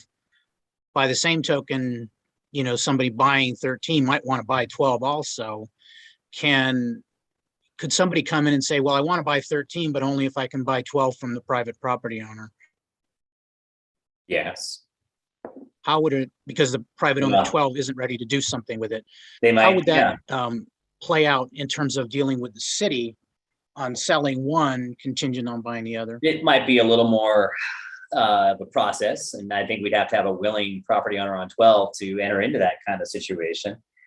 And it might delay things happening with that. And if there's multiple proposers, that may not be successful. Right, because I could see we can't do anything to favor 12 directly. We shouldn't, but they obviously would work better together as a single property. Absolutely. Whether that's 12 acquiring 13 or somebody acquiring 13 and 12. Absolutely. Okay. Either way. Okay. And then I'm a little, I'd be a little concerned about, well, it's more of a comment. I'll wait until after public comment because you're looking for guidance and I have my thoughts on that. But I think I'm done with questions. So thank you. Thank you. A few questions, Director. Number one, if someone did come forward under the Surplus Land Act and they have something viable and they want to move ahead with it, can we within that PD require that the commercial be built and not just a shell where they stick some affordable on top and then we've got this empty commercial space down below that really never gets filled? It's difficult to mandate occupancy of a space through a plan development. What you can do, I think I was mentioning earlier, is you can dictate the size, height of spaces and the land uses that are allowed to go in there. But it's challenging to get into timing and requiring occupancy of those. I suppose you could try, but it's difficult to enforce those kinds of things. And I think a better way to do that would be to say that whatever goes on the ground floor, stipulate in the PD what square footage needs to be dedicated to which land use. And then as you go to any alternative floors, that you also do the same. And then what you end up with is really sort of favoring that particular commercial use through your zoning, which our zoning already does anyway, because our zoning requires parking and other attributes for residential, where it does not require those same things for conforming commercial uses in our downtown. So I think it's best done through sort of a form guidance in terms of the floor area that can be dedicated for each land use. Okay, but in essence, it's unlikely, but sometimes it's an unlikely thing that happens and we go, whoever would have thought that, yeah, again, it would just be built as a shell that, oh yeah, well, a restaurant could go in there, but it really, there's no TIs, there's nothing, to prepare that, but just sort of a vacant shell that is called commercial loosely for any of those. And that's where through the RFP process, we could require that the shell be built out with a kitchen and with finishes to be ready. Even through the Surplus Land Act. Oh yeah, Surplus Land Act is a separate process. So let's say we entered, the Surplus Land Act still allows the city to negotiate the project. And it allows us to enter into a negotiation, and it gives us up to 90 days to negotiate with an affordable housing developer. And as part of that negotiation, we would say, okay, we're going to negotiate with you. We're going to give you a great deal on the property, but you've got to comply with zoning. And also, by the way, you've got to build that commercial space on the ground floor and you've got to build it out. That's the deal. Okay. I think Mayor Pro Tem Newsom alluded to, like maybe public-private partnership and talking about the different uses. And I'm wondering, I understand the reticence of public restrooms, yet also the need for them. So there's pros and cons. Is there a potential in a PD or in some sort of agreement, and PD may not be it, maybe it's through RFQ, where we have where we could ask as part of that, a requirement that there would be public restrooms built, and maybe the city would maintain those? Like, could there be some cohesiveness there? Like, is that a potential? It's absolutely a potential. You could do that. A question comes, would we want to do that? Would that discourage the kind of development we want to get there? Would that be the stick that makes it, not attractive to the right person, is the question. But it's certainly an option to go and do that. And you could say that, hey, maybe if those restrooms were actually inside of a business and controlled by the business, but still need to be available to non-customers, there's an option too. But again, it might discourage the right user from occupying or doing that development on the space. Well, I mean, I'm thinking two things. One, if we're talking about incentives, including like, hey, free land, then Yes. Building public restrooms might not be that big of a deal. And might not be. And granted, there can be the nuisance factor, but if we start having, as we're building a more and more vibrant downtown, there's the potential that more and more people looking for this downtown restroom are then like, oh, look at this. I didn't know this business was here, this restaurant, this shop. So there's potential there. But along that line, my last question is, Councilmember Funk asked about better signage in bathrooms. And I'm wondering, or regarding bathrooms, do we make sure that the downtown businesses know to tell their patrons, oh, City Hall is open from 8 to 5, Monday through Friday, something like that, so that they at least have that, we have that way of letting folks know. And I think our city manager has something to say on that. I think some businesses do know that and others do not. We could certainly try and get the word out a little bit better. Yeah, maybe through the bid or something would be a nice way to do that. Because Okay. that would, it takes some pressure off them feeling like, oh God, I got to open up my bathroom, but I really don't want to. And so that can probably feel uncomfortable. So, okay. Absolutely. Thank you. All right. And all right, I think that was my last question. Any other questions before public comment? Councilmember Funk. One follow-up.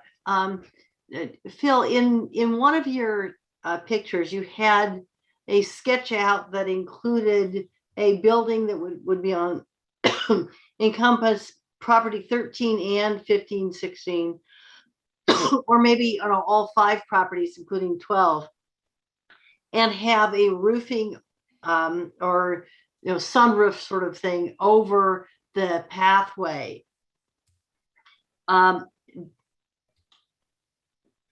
Yeah, that kind of option. In order to allow for that, what would need to happen in the process if somebody were going to come with us with that proposal?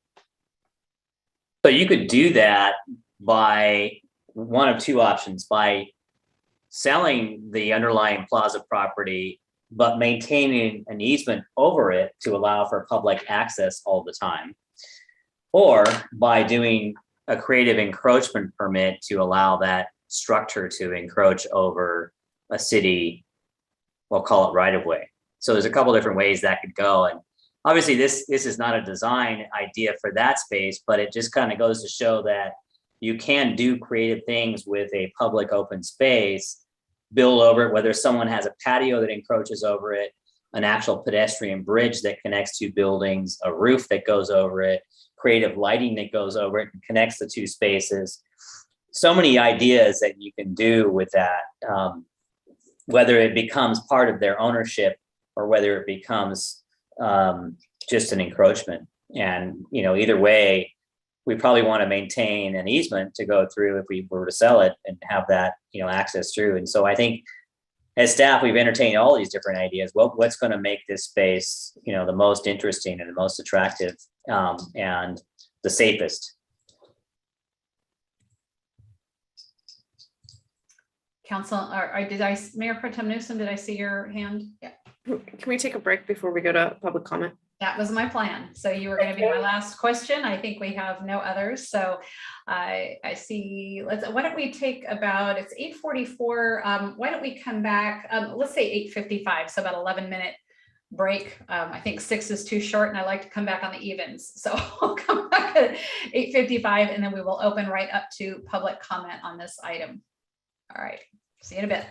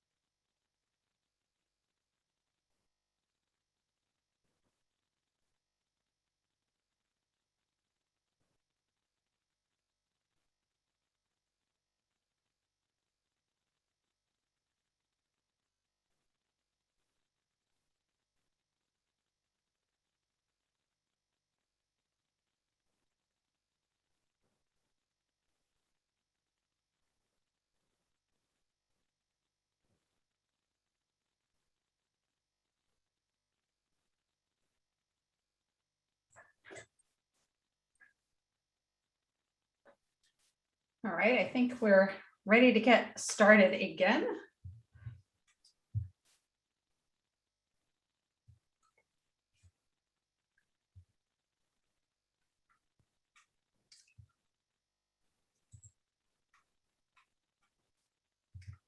And I will, let's see, we've still got 2 more council members to come on camera here.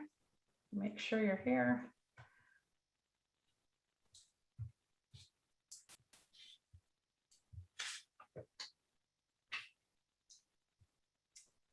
I know they're both here. We're just no cameras on, but if you could show your cameras just so that I do know that you're here, that would be helpful.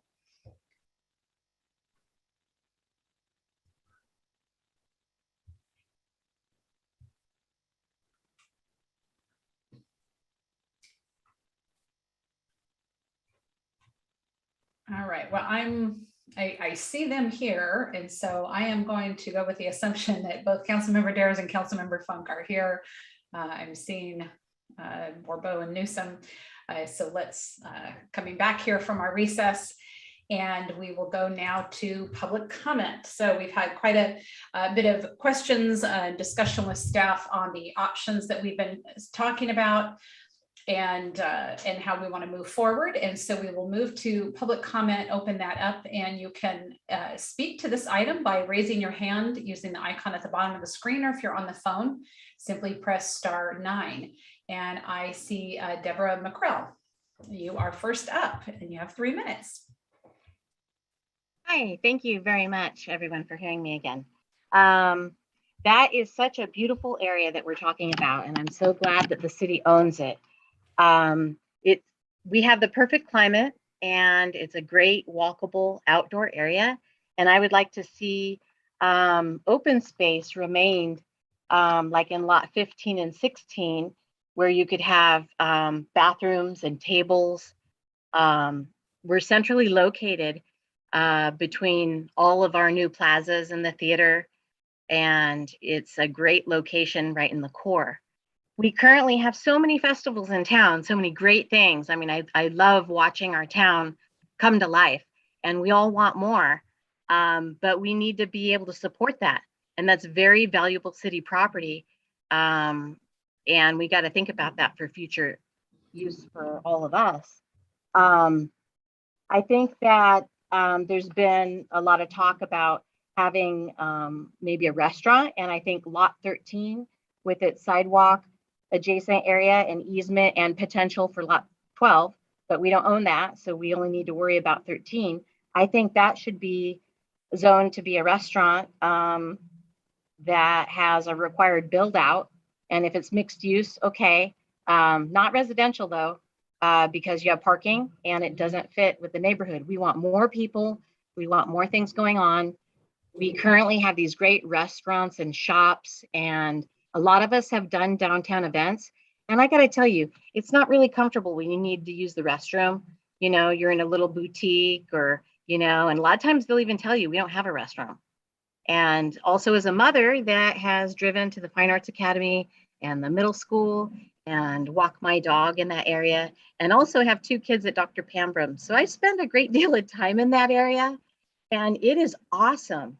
The mature oaks, that are, let's see, that was lot 16, I think.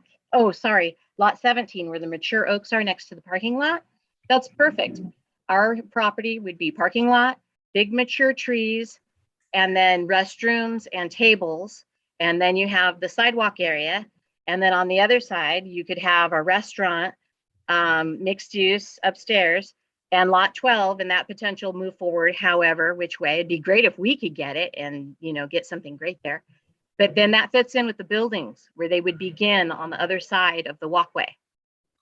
I think I covered my points. I mean, we want more going on and we want to support it, and we currently don't even have the infrastructure to support our park as we should with restrooms. So thank you for hearing me, and I look forward to talking again. Thank you, Deborah. Next speaker, please. Anyone feel free to raise your hand. Luke, do we have anyone on the phone right now? We do not. All right. Anyone else on the webinar? There we go. Christina Asdel Cisneros, you are next.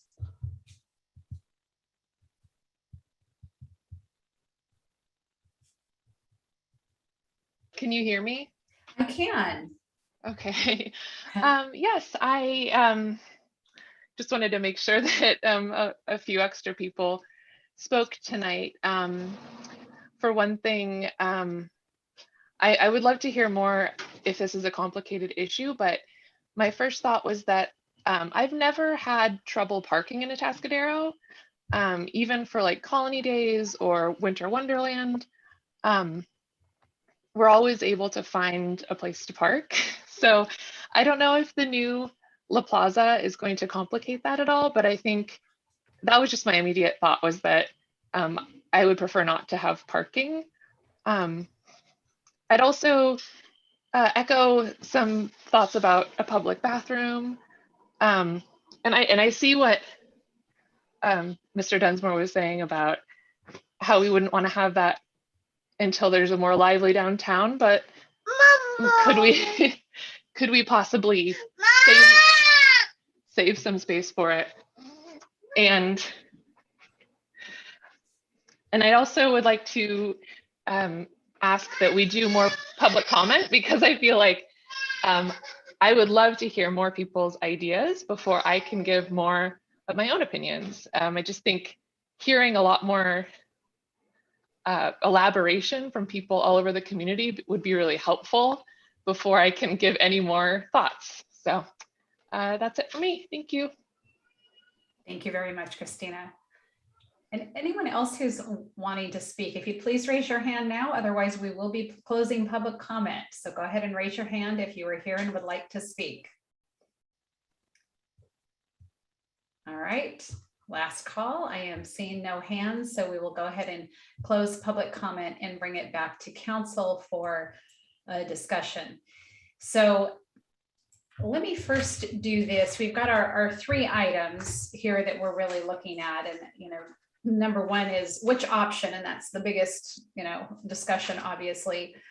Number 2 is if we do a PD look and feel and some more details, and those almost go a little bit together. And then number 3, obviously, do we demolish the house, yay or nay? Why don't we just really quick get out of the way? Number 3, do we have consensus on demolishing that house? And whenever staff decides that's appropriate, that's appropriate. We don't need to decide that here tonight, but do we have a thumbs up from everybody on that? Yes. All right, we've got full agreement. You hear, Director, on demolishing the house. So now we're going to be talking about which option. And I think it is good to keep in mind that in developing this, whatever we do, that it does need to contribute to what we have talked about through an incredible public process this year and previous years, of the synergy that we want to create in downtown and really being part of that. So with that, I would like to hear from my colleagues, kind of give me a sense of what direction you would like to start molding this. I'm not hearing a lot of, hey, let's build a bunch of parking spaces. We have that coming with the downtown enhancement, and while parking, could be a part of the PD with whatever's necessary, not necessarily something we need to talk about tonight, but I'm not getting the sense that we're thinking we need to build a parking lot with 35 to 40 spaces. I agree on that? Yep. Okay. So now we're really looking at, public bathrooms, how would that look? Is that part of what we're looking at? Looking at potential with PD, which lots doing what? If we kind of look big picture and maybe not tie ourselves down to the lots and what we're doing versus, 13 versus 15, 16, 17, or I don't have the numbers in front of me, Phil. But if we could kind of get a better sense of what are each of us thinking with regards to the overall use, I would like to go there first rather than getting down into the weeds of the lots. Councilmember Borbo. Yes, it's Our screen's changed. make sure I'm off mute.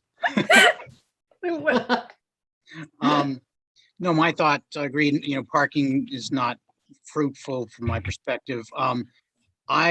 My perspective on it is to attempt to pursue the private development of these parcels that we go through the Surplus Land Act and have staff come back with a PD, proposed PD for this. Now we, go through the Surplus Land Act and make them available for private development. We've always wanted to promote the development of restaurants, in particular around the Sunken Gardens. This is and we've had some issues, of course, because we have occupied medical offices, et cetera, that have made that a bit of a challenge. These are parcels that we control, or we own anyway, and we can help facilitate jump starting that, that thing that we've talked about a long time, as you mentioned, Mayor, and that is the economic development of downtown, and particularly these areas around Sunken Gardens. We could see what kind of proposals come forward, potentially adapt from there. But that's the path that I would like to see us begin down. Okay. And on the issue of public restrooms, where do you stand on that? Well, I certainly understand that there be some desire for it. I mean, but the practical reality is that right now, I think staff could tell you that public bathrooms would be very challenging in the downtown area because people just hanging out and using public bathrooms for other than going to the bathroom. We have that problem in City Hall occasionally. And I'm not sure how to properly address that here satisfactorily. And I mean, so to be honest, I don't have an answer for how you successfully create a public bathroom in that area at this point in time. Be very interested if people have good ideas of how you do that and ensure that instead of being welcoming for, a mother pushing a stroller, that they don't become the exact opposite of welcoming and actually lead to deterring the kind of development we'd like to see there by being an attractive nuisance. So in terms of how I feel about it relative to this, I'd be more interested in seeing what kind of proposals we see come forward for commercial development of this area. Thank you. Mayor Pro Tem Newsom, followed by Councilmember Funk. I did have one question. Didn't we have a couple emails that needed to be read into public comment, or did they not go to the right? Emails are not read into the record. They are added into the written public comment. Okay, so with that, that's where you start to get, I don't know if we have enough information to do a public overlay. I would like to see development of restaurants, commercial, not necessarily housing in that area, but I do also want to play into the interaction in the welcomingness of downtown and what's going to attract businesses, what's going to be vibrant in that area. I too struggle with the bathroom concept. For usage, it'd be great to have that there, but how do we control it? How do we work through some of the challenges that we deal with on a day-to-day basis already with City Hall and some other public access? So looking again, how do we create a venture to where there is a lot more access to multiple bathrooms? And I think that's through commercial. And I think that's what I keep calling it a joint venture, but a collaboration with developers in that area. The partial, which 17, thank you, Phil, for putting that back there, with the trees. I want to make sure the trees stay. I think that's part of having that downtown experience. I don't want to take that away. And I don't know how we do that other than the public overlay now of, wanting to maintain that character as we do develop it. And is that going to put limitations on the other properties on how high they can be and all that stuff that down into the weeds? I don't know how that works, but I would like to get a little bit more from the public, and maybe it's a contest of what does your downtown look like, or submit your best ideas, that sort of thing, to get our community excited about developing in this. I mean, this is a cornerstone that's gonna stay for multiple generations. So I know that we do a lot of public outreach, but I would like ideas from developers, the community. And in that tonight, we saw a few emails of citizens wanting to, put their 2 cents of what they'd like. All of us that are having younger kids, we want a place to go and be outdoors and really experience what we did Patriots Day. So I want to continue that as well. So let me ask you, are you saying, because no, we're not developing a PD tonight. If we want to go the private development route, if we're thinking that this is potentially the best option for us, we're asking staff to move forward with beginning that process of putting together a PD, which would include a public process on that. I'm torn between creating a public, a rec area. We get questions from the community wanting us to build a playground and put a public bathroom. That, I believe, has to be owned by the city and stay city property, unless we have some other collaboration with someone else that's willing to develop with this access. And so doing that, I don't want to take the ability away to change something that the community really wants, because we haven't seen the outpouring of ideas, or just letting the community have a say in what we put there. Okay. Councilman, are you complete? I am, thanks. All right, Councilmember Funk. Yes, I would concur with Mayor Pro Tem Newsom that we want to have a rich public input process in doing this, as we proceed. And I want us to be clear about our priorities and values in this, that wanting to see that we've got a space that creates a safe and welcoming, or encourages a safe and welcoming environment in our community, in shared spaces and in private spaces. I want to see us support the economic development goals and have the potential to use this property as a spark of life that helps create what we're looking to achieve around the Sunken Gardens, the sort of time, which means, and I want us to be attentive to what can be, get some good arborist guidance about what trees are worth preserving and which ones aren't, and how to preserve some things, because I don't think every tree that ever grew is going to necessarily be one we want to keep, but the overall canopy of those larger trees and older trees is an enormous resource for our community. It just makes the whole place nice because we've got natural shade. With those kind of priorities in mind, that leads me to wanting to pursue the PD overlay process, to make sure we do that, maybe in a couple of stages or with outreach study sessions.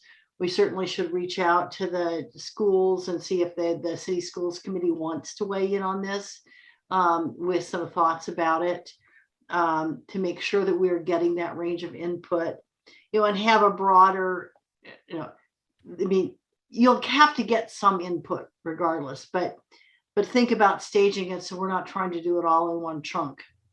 I think that we could probably, I also really liked what the mayor said earlier about the opportunity to fold public bathrooms into this in some fashion. I mean, the restaurant type uses that we all have a real, any kind of food service use is likely to need a bathroom that would be available to staff and customers. So I'm thinking that it may be possible to structure our PD process so that when we go out with a request for proposals to businesses, that we could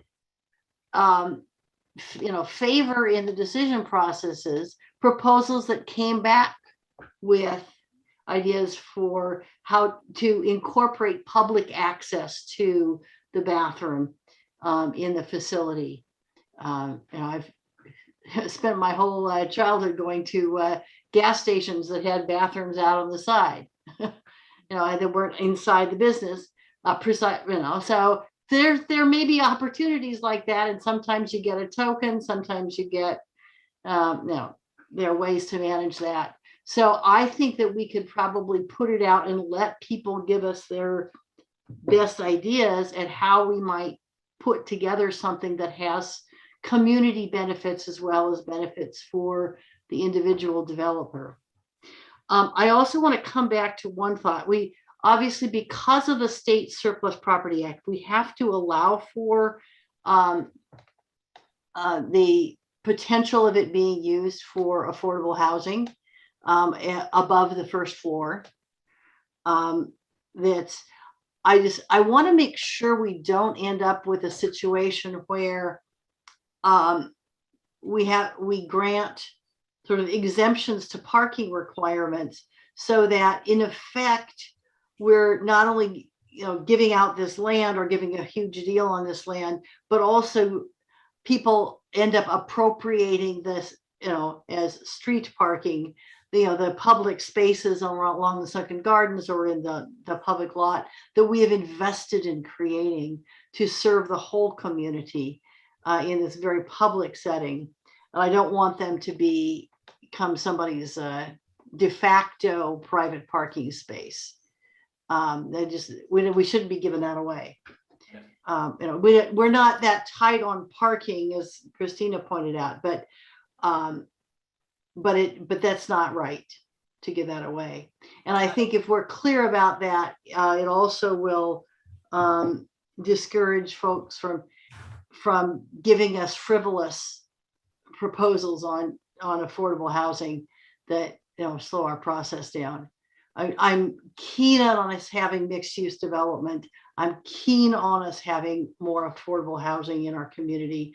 The second story of these 4 lots is not the optimal place for it, in my view. And I think we can tweak the circumstances so as not to attract that kind of development interest, and therefore allow our very creative and constructive development community here to give us some proposals that attend to the things that they hear the community wanting through our public process.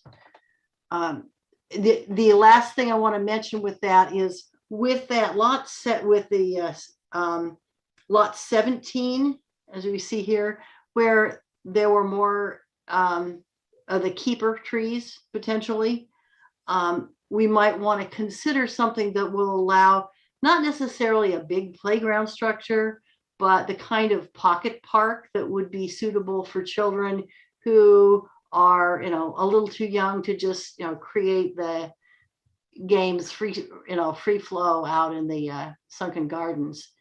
And potentially, if you're going to keep those trees, you could do something that made very nice use of that. And, I'm going for the whole kahuna.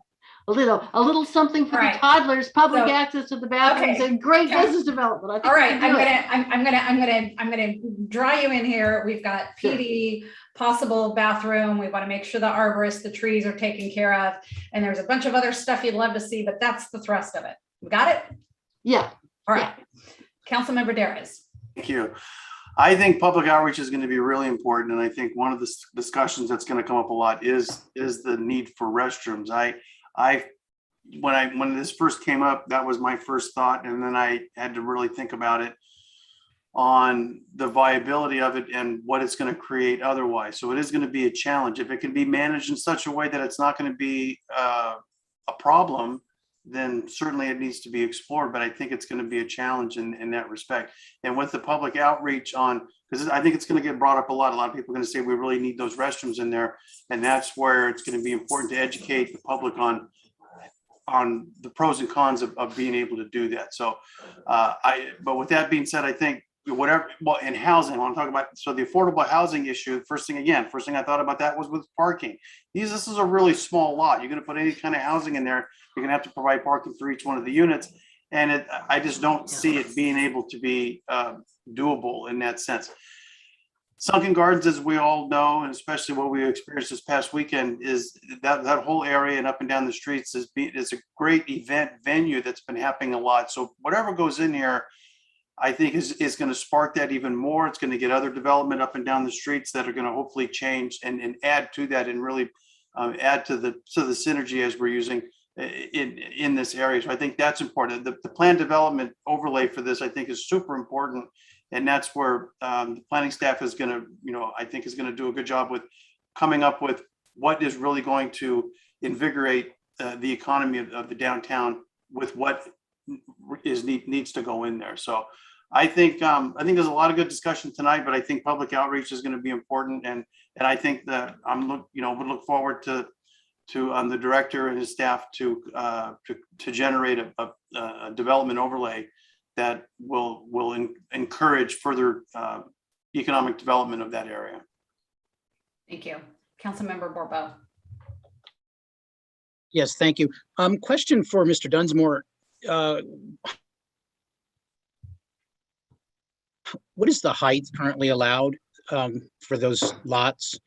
I mean, is it 2 stories effectively, or is it a footage limit? There's a height limitation. I think it's 35 feet for this section.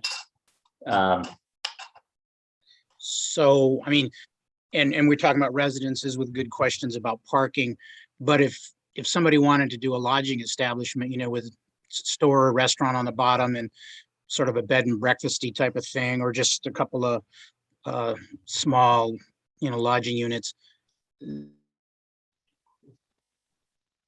they probably couldn't squeeze in 3 stories under that 35-foot limit, or could they? And by the same token, tight. Generally, what we're seeing now with commercial development is their ceiling height is always about 10 feet. Then you've got room for equipment. So you really have to leave, between 12 to 14 feet for your first story. You need another 10 for your second. You're already at 25 at that point.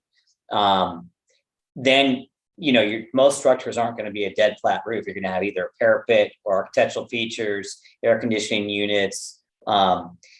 35 is very tight, very, very tight for a 3-story structure. Typically, you need to get up to 40 or 45 just for 3 stories with architectural features. So, okay, and so the same would hold true for somebody wanting to build housing on top. They couldn't fit in 3 stories under current zoning. Is that correct? It's going to be pretty tight. They probably could, but yeah, it's going to be tight, especially given you probably are going to need to do tuck under parking, and you're going to need to do good architecture. So, okay. Okay. Well, I agree with, I think what the others were saying and how Mark put it at the end. I think that, we could give you general guidance to come back with a PD, but one that is flexible, give us options to consider and discuss. And I would, for one, like to see flexibility because, as people talked about trees, but, you had the one picture there of the nice glass building going over the archway. You probably couldn't do that without taking out more trees. And I would want to know, okay, what's somebody proposing? What's it look like before I would say, you got to keep this tree and you got to keep that tree. And so I would just see it as being flexible, that you come back with a bunch of ideas for a PD overlay and that we, make more definitive decisions at that time, but that we kind of head down that general path and we could be flexible, talk again about public bathrooms, playgrounds, trees, whatever. But in general, proceed down the PD overlay pathway. Thank you. So I will say that I also agree with moving forward with the PD. I think, I absolutely agree with public process like we always do. And all of we have for decades heard restaurants, shopping, restaurant, shopping, restaurant, shopping. That's what we want around the downtown. We're tired of these offices. We want this around the downtown. People want that vibrancy. So we're not doing this in a vacuum, like just with ourselves saying, hey, let's try to encourage some restaurants and shopping there. This is something that we know our residents want and have wanted it for many years. So that being said, I think the PD is important to move forward with. And as Councilmember Bourbeau said, we're not giving you the specific direction tonight, but bring us back something. We'll give you some more guidance. I know we'll get to that in a moment. But bring us back some options and ideas that would flow well with that. We also don't want this to drag out to be a 2-year process, because as it is, it's going to be 1 year until this is saleable. We don't need this to be 3 years down the line that we're still talking about this and people are wondering, why does government move so slowly? We want to move as quickly as we can on this while getting the input that we need. I am torn also with regards to the restrooms. I know that, some of the businesses downtown would appreciate having public restrooms. I also know that having public restrooms, unless we had a whole swath of public restrooms, isn't going to help during a tamale festival. Isn't going to help during, most big events downtown. That we're really going to have to bring in the porta potties, all of that. So it's more for, the folks that just need to use it because they're downtown shopping and they're not at a restaurant where they can use the bathroom, but they're just shopping. So I understand that, but we also don't want it to be, as has mentioned many times, end up becoming a safety concern where that mother and her child are not going to go anywhere near that bathroom because you know what goes on in that bathroom. So I think if we were to say, is there an idea of how to do that? Does a private developer have an idea of, again, that bathroom on the outside where every day the access code is changed or whatever it is, but maybe Phil, that's something for us to be able to look at. I'm going to disagree that we don't need a pocket park. I mean, we literally have the sunken gardens right there. It's a park where kids are playing all the time, whether it's with balls and whatever the kids are doing, right? And we have a park literally right there. We've got, the Joy Playground that's just a mile down traffic way. We've got the Lake Park in the other direction. So I think to do something like that, it takes a lot of resources, and especially if it's a public park that then we have to maintain. And I don't think that's not the highest and best use if we're talking vibrancy, economic vibrancy of this downtown area, particularly when we have a park right there in the middle. So I would think a little bit differently than some of my colleagues who have talked about that. So where I see we have overlap here is moving forward on a PD, and we'll give you a little bit more guidance, Director, what we want that to look like. And it also seems that all of us are willing to say, if there's a way to somehow, with a private developer, make restrooms viable, like we want to know what those options are. So maybe there's a little research to be done, what's done in other cities, what do private developers, what ideas do they have? Can we incentivize them to do something? I think we're all agreeing on that type of scenario. Okay, I'm getting the nods, so I'm going to assume we're 5-0 on that. Yeah. Okay. So what you want to hear from us now, Director, on the PD is you want us to talk about uses and look and feel. Correct. Okay. So I think in terms of uses, if we go to, do you have a screen that shows what you have in the report here? On page 45, do you have something like that in your PowerPoint?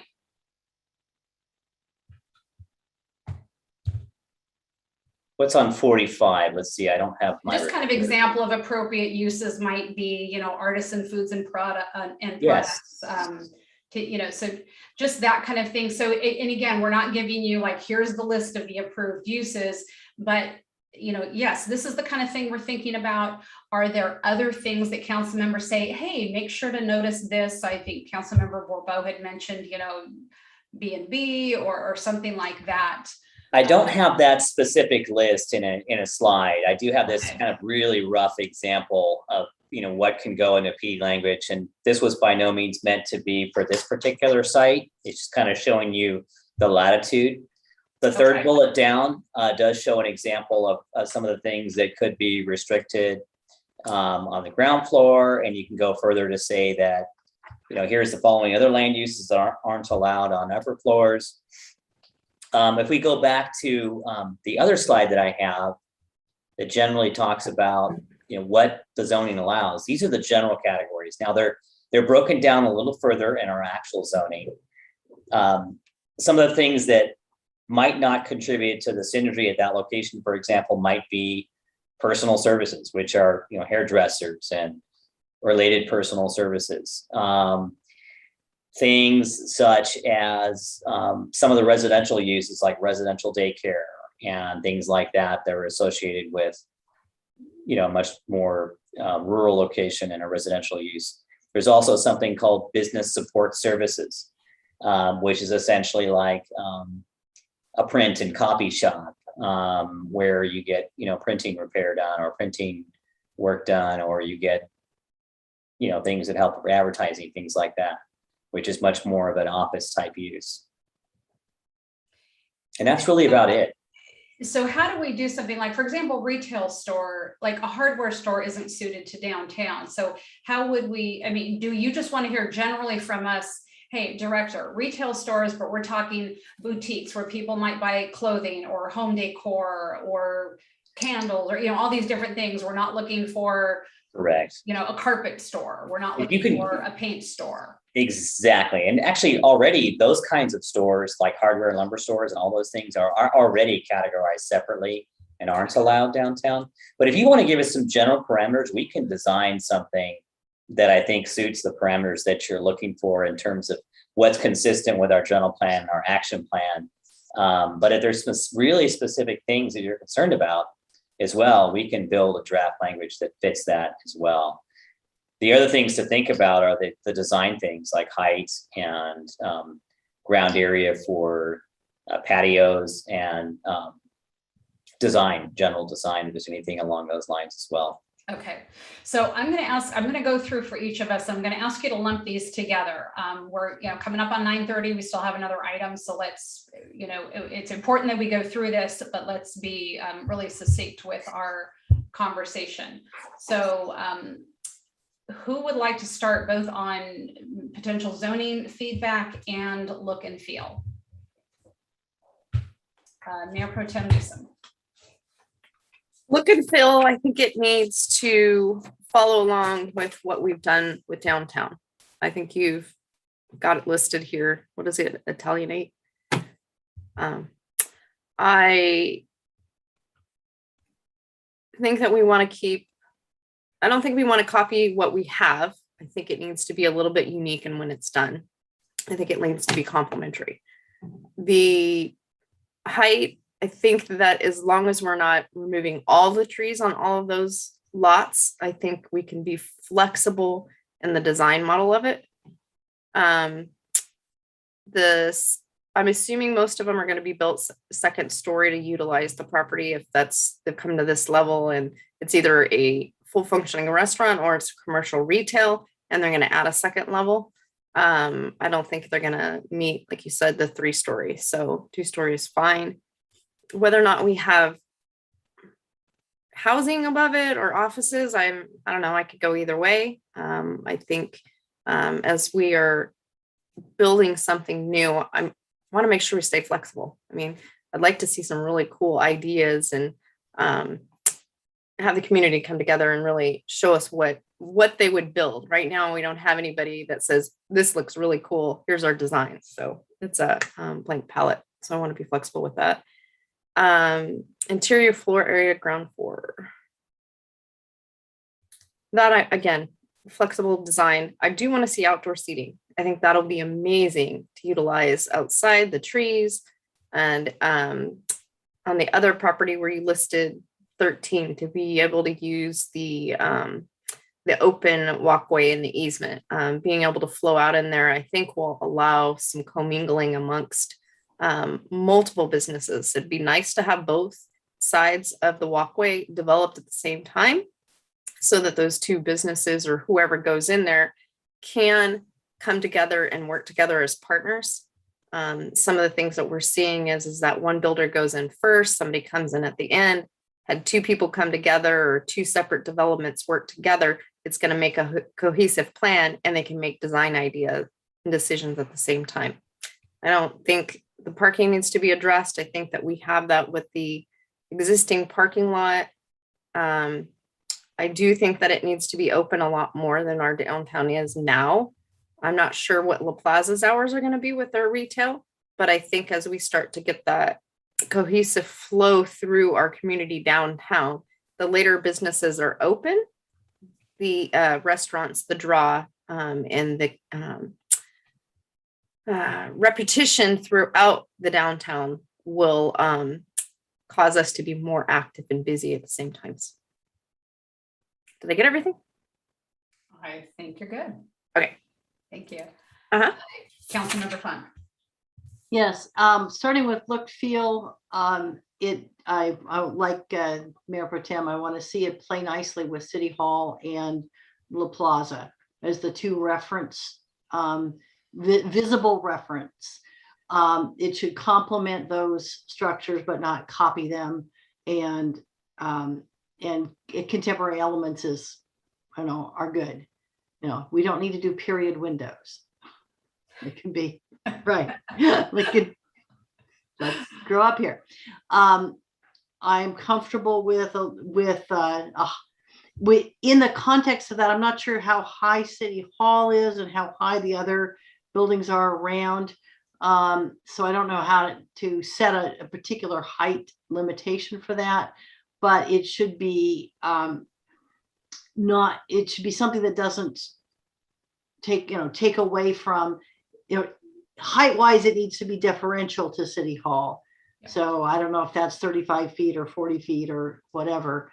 I certainly would allow for rooftop flat uses, like a rooftop bar or rooftop restaurant as a potential on a second floor or even as the third floor. I wouldn't want 3 stories and then a rooftop bar. I think that's going to be would overwhelm the site. I would be game to allow for airspace uses over the Centennial Plaza. Certainly to consider options that would involve that, because I think that might give us some really creative ideas. I would like to see something that includes food service or outdoor tables. That is not an absolute requirement, but I would give high priority to that. So food and drink type of uses to be part of the proposal. I do not want to see offices, business support services, or personal services on the ground floor in this location, not when we're controlling the space. I also don't want to see an Airbnb, a B&B or that kind of thing as an allowed use on the site because of the parking issue. If you put that kind of a structure up there, there's no way to really do it without having the first floor be parking, which we really don't want. Or without those customers effectively appropriating the public spaces around them, parking spaces for private use. And I don't want to go there. So that's, I'm not fussed about whether we do a tiered structure in terms of how much floor space is that. That's, I'd like to set a process that's that has some requirements about the things that we value and let people come to us with their proposed structures, concepts and tenants. If we can do this in a way that is we're in the RFP process so that people don't have to go hip deep into a very expensive design process in order to give us a proposal. So I don't know how well that can be accomplished, but that would be my preference if we can, so that we let people be creative in trying to do stuff that is, synergy. They may have better ideas than we do. And I do continue to think that I don't want park usage over the whole space or plaza usage over the whole space. It might be possible to do something small under the trees. Thank you. That Councilmember covers it. Davis. Thank you, Councilmember Funk. Did you call on me? I guess you did, didn't you? I did, yes. Okay. I know this is just an example, as you said, Phil, but everybody's using this as their talking point, so I think this is good. And as far as the architectural style, I think it is important to complement the existing buildings, or City Hall in particular. La Plaza has done a great job, and I think we have, with the historic nature of these buildings, we do have an architectural language that is established in downtown, and I'd like to see that continued without trying to match, but certainly complementing and using that kind of language. So I think that's a no-brainer. On the building height, just going from memory, because the pictures really didn't show specifically, if we were to utilize, I think, a 35-foot height on that lot, I would imagine that all the trees on those lots would have to be removed because they're not that tall anyway. So a building height, I mean, we have a tall building across the street, meaning City Hall. So even going a little higher might not be a big deal if you had tall ceilings. I'm not saying more floors, but I think, so the height issue, I don't really have a big issue with, whether it's 35 feet or even a little bit higher. I think you guys can work that out. It's what the uses are going to be. Let's see, the third one, offices, residential dwelling units, service. Yeah, on it. Yeah, that's absolutely. I think that is worded exactly how it should be. Those types of uses shouldn't be on the ground floor. Again, like I said earlier, with the events that we have, whatever is going to be down there, it really should be able to work cohesively with the events that we have. Certain things, certain food services, especially food services in particular, because they might be open during normal business hours, Monday through Friday, or even on a regular Saturday. But when we have an event, they have an opportunity to be open much later because of the number of people that are going to be there. It helps them, it helps the people that are visiting the event. So I think especially food services, and maybe certain boutique shops as well. But I think that is really important to be very cautious in the type of businesses that you're going to allow on the ground floor. And consider the fact that how they're going to work with the events that we have in the times. And the interior ground floor, or and the next one with the tiered thing, I think that's sort of guiding how the architecture is going to look, and I think it just makes it for a possibility of a more interesting building. So I like the idea of the tiered structures. If it offers an opportunity for a roof deck or a second floor deck of some sort, if that's the case, then I think that's just a plus. But rather than just creating a boring rectangular tall building, a tiered system, it just gives it more appeal, and it doesn't close you in on the streets as well. And the commercial uses, I think that's limiting or requiring a certain hours, certain days of week, whether it's 6 for 5 days a week or however it is. I think we want to make sure that it's going to be open as often, as long as possible. The types of businesses that are going to be in there. And of course, the no on-site parking required, I think, is also that's already established. And I think one thing I didn't mention, I'm kind of going fast here because I know we're already late. Residential uses, and that's the issue that keeps getting brought up, is the parking. And I don't want to say no to affordable housing. I think it's important that we offer it when we can. I just don't think that this is going to be that one opportunity that's going to really work that well, because we're so limited on parking. And I just don't see it, unfortunately, being a good location for that. But anyhow, that's my input on this. I think we got a great opportunity here.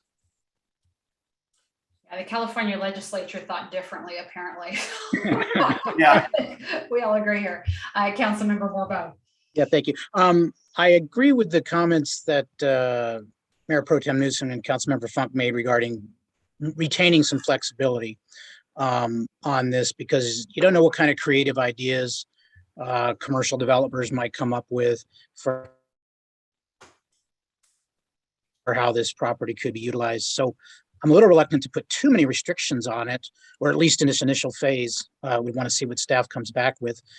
For example, I love classic buildings, Italianate architecture. So I love City Hall and I love what La Plaza is.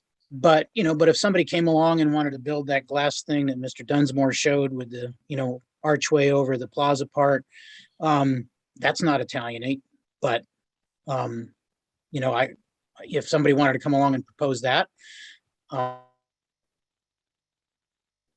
I would hate to be standing there saying, no, it's got to be brick and Italianate. And so I'm a little more open to some flexibility on that. But then again, that could lead to being totally open, and then who knows what you get. But I'd like to see it be a little more open than that. The height thing, I think is an important issue. This area, I'm open to 3-story buildings elsewhere in downtown, but this area doesn't quite feel right for that to me. But if they were to squeeze in a 3rd story into the height limit, then I think it should be stepped back as described in bullet 4 here. 2 stories doesn't need to be stepped back, but if you're going to go to a 3rd story, I think it needs to be stepped back so it isn't overwhelming. Or I liked what Councilmember Funk said about having, we could allow rooftop uses on top of a 2nd story, a 2-story structure, but not on top of a 3-story structure. And I like what everybody said about the commercial uses on the ground floor, or whether that's some of the things that would be limited. I believe what we've been looking for when we talk about restaurants and stuff in particular is thriving businesses that produce a lot of foot traffic and a lot of customers. And that's not going to happen in a copy shop or a barber shop, probably. So for me, the premium is on higher volume, pedestrian oriented businesses. And I don't know if that's something that could be incorporated in the PD language. I wouldn't want to rule out things like B&B on the upper floors though. And parking's a valid concern, but just like a hotel might offer, they could lease parking spaces from us for money to try to accommodate that. So yeah, they'd sort of be appropriating it. They would be paying for it. I'm not hung up on like Airbnb being or a B&B type of thing being a good thing or a bad thing, but I wouldn't want to rule it out, at least not at this point in time. And I think that's it. Okay, thank you. All right, so pulling all of this together, where I stand with the look and the feel of it is I agree with my colleagues that we want the flexibility. I'm in the space of I like being complimentary to City Hall and La Plaza. At the same time, Atascadero is also very eclectic. And so it's how do we accommodate for all of this? When I think about, something that is, say, modern, or that, I forget, there's different terminology for it. I think that really belongs up at Del Rio. When we look at the look we have going at Del Rio with Del Rio Ranch, with the tech, the 200,000 square foot business park, what we have the potential of Barrel Creek. I think it has that look and feel to it. And it's almost like that has its own vibe going on. And I like that. I don't think we need to bring that to downtown.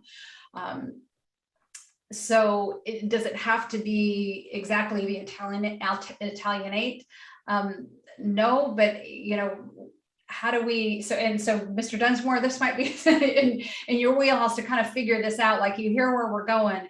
We want it to be complimentary, but we don't want to have to say, hey, you got to do this brick thing. But we also don't want some wild hair there that looks, again, eclectic's fine, but not hodgepodge. And do you kind of have a sense of what that is? Yeah, I do. No, I've heard, I think all of the comments, and not 2-story Sylvesters, right? Yeah, I have a sense, and I think what it comes down to is, quality development that can attract and maintain, good tenants, and at the same time be something that doesn't stand out like a sore thumb, but be something that also doesn't try and mimic and copy what we have, so it creates its own identity. And those are the key things that I think, for any new development downtown. We don't have a very strong set of regulations for design in our downtown. And it's actually, as we see the newer buildings come along, we see that we don't need that. It's working to guide buildings through a design review process and kind of meet the standards. Okay. And I think what you're hearing from most of us is in the 2-story, rooftop uses. I would agree. I think could be great on top of 2 stories. Let's see, airspace use. Okay, so that's sort of look and feel. Do you have a sense of look and feel? Are you comfortable with where we're coming from there? Yes. Okay. Then in terms of uses, clearly, restaurant, something, I think Councilmember Bourbeau said it well when he said, thriving businesses that bring foot traffic. And so those eateries, there could be some shops that would do that, but do we know what those are? And could we figure that out within the PD? Maybe it's a shop that goes along with the restaurant where they sell artisanal products of, the kind of things that they serve, like a farm to table type thing. I agree, personal services on the first floor would not be a fit. And in talking mixed use, if we've got, residential on the second floor, probably not affordable, but, if it went that way, but let's just say your typical residential, we probably would not condition that with parking, would we?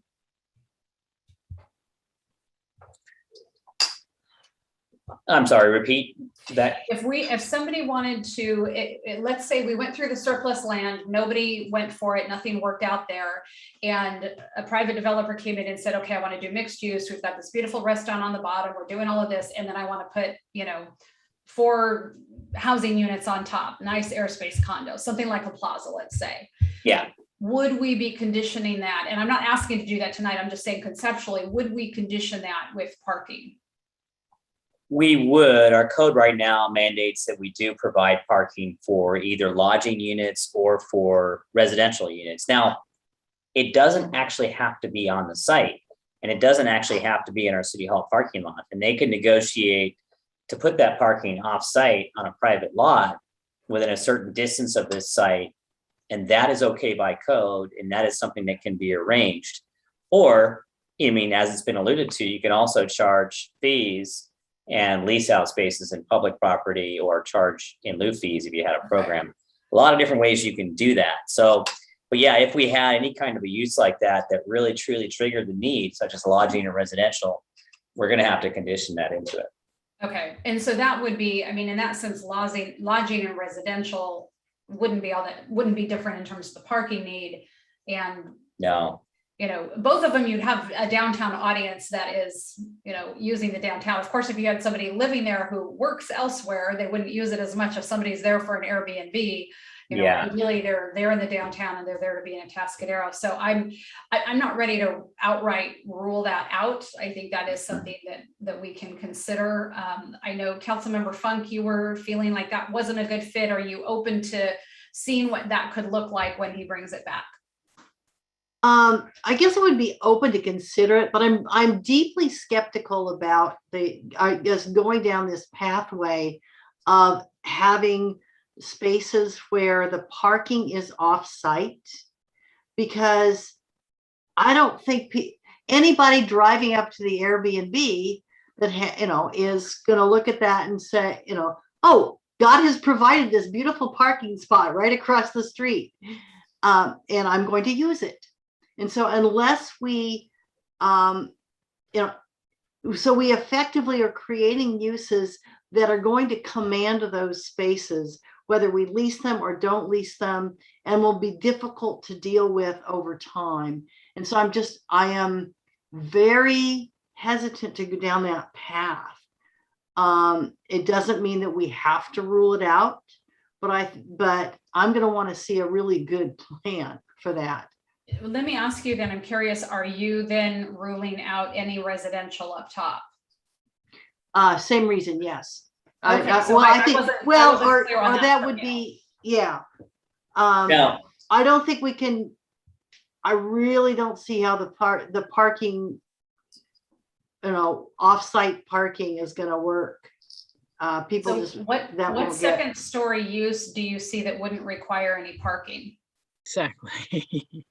Well, it's one thing to have a second story that, that might be your personal services or other uses, or a second story that is the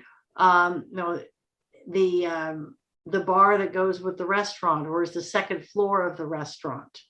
And people are going to come and go and park there, and which is fine. But the camping out of those spaces for overnight or ongoing parking, like kind of becomes your personal space. I have issues with. I think it's allowing the private appropriation of public spaces in a way that's not fair to the rest of the community and to the other businesses that need to share those spaces. Councilmember Borbo. I think, this will warrant further discussion, but like you, Mayor, I was wondering what kind of uses. I mean, any use on the second floor is going to entail some need for parking, whether it be a, high turnover, short-term visitor parking, which would mean probably more spots being used, or longer term, a resident, or, some employees of a law office or something upstairs that would also take up parking spots all day long,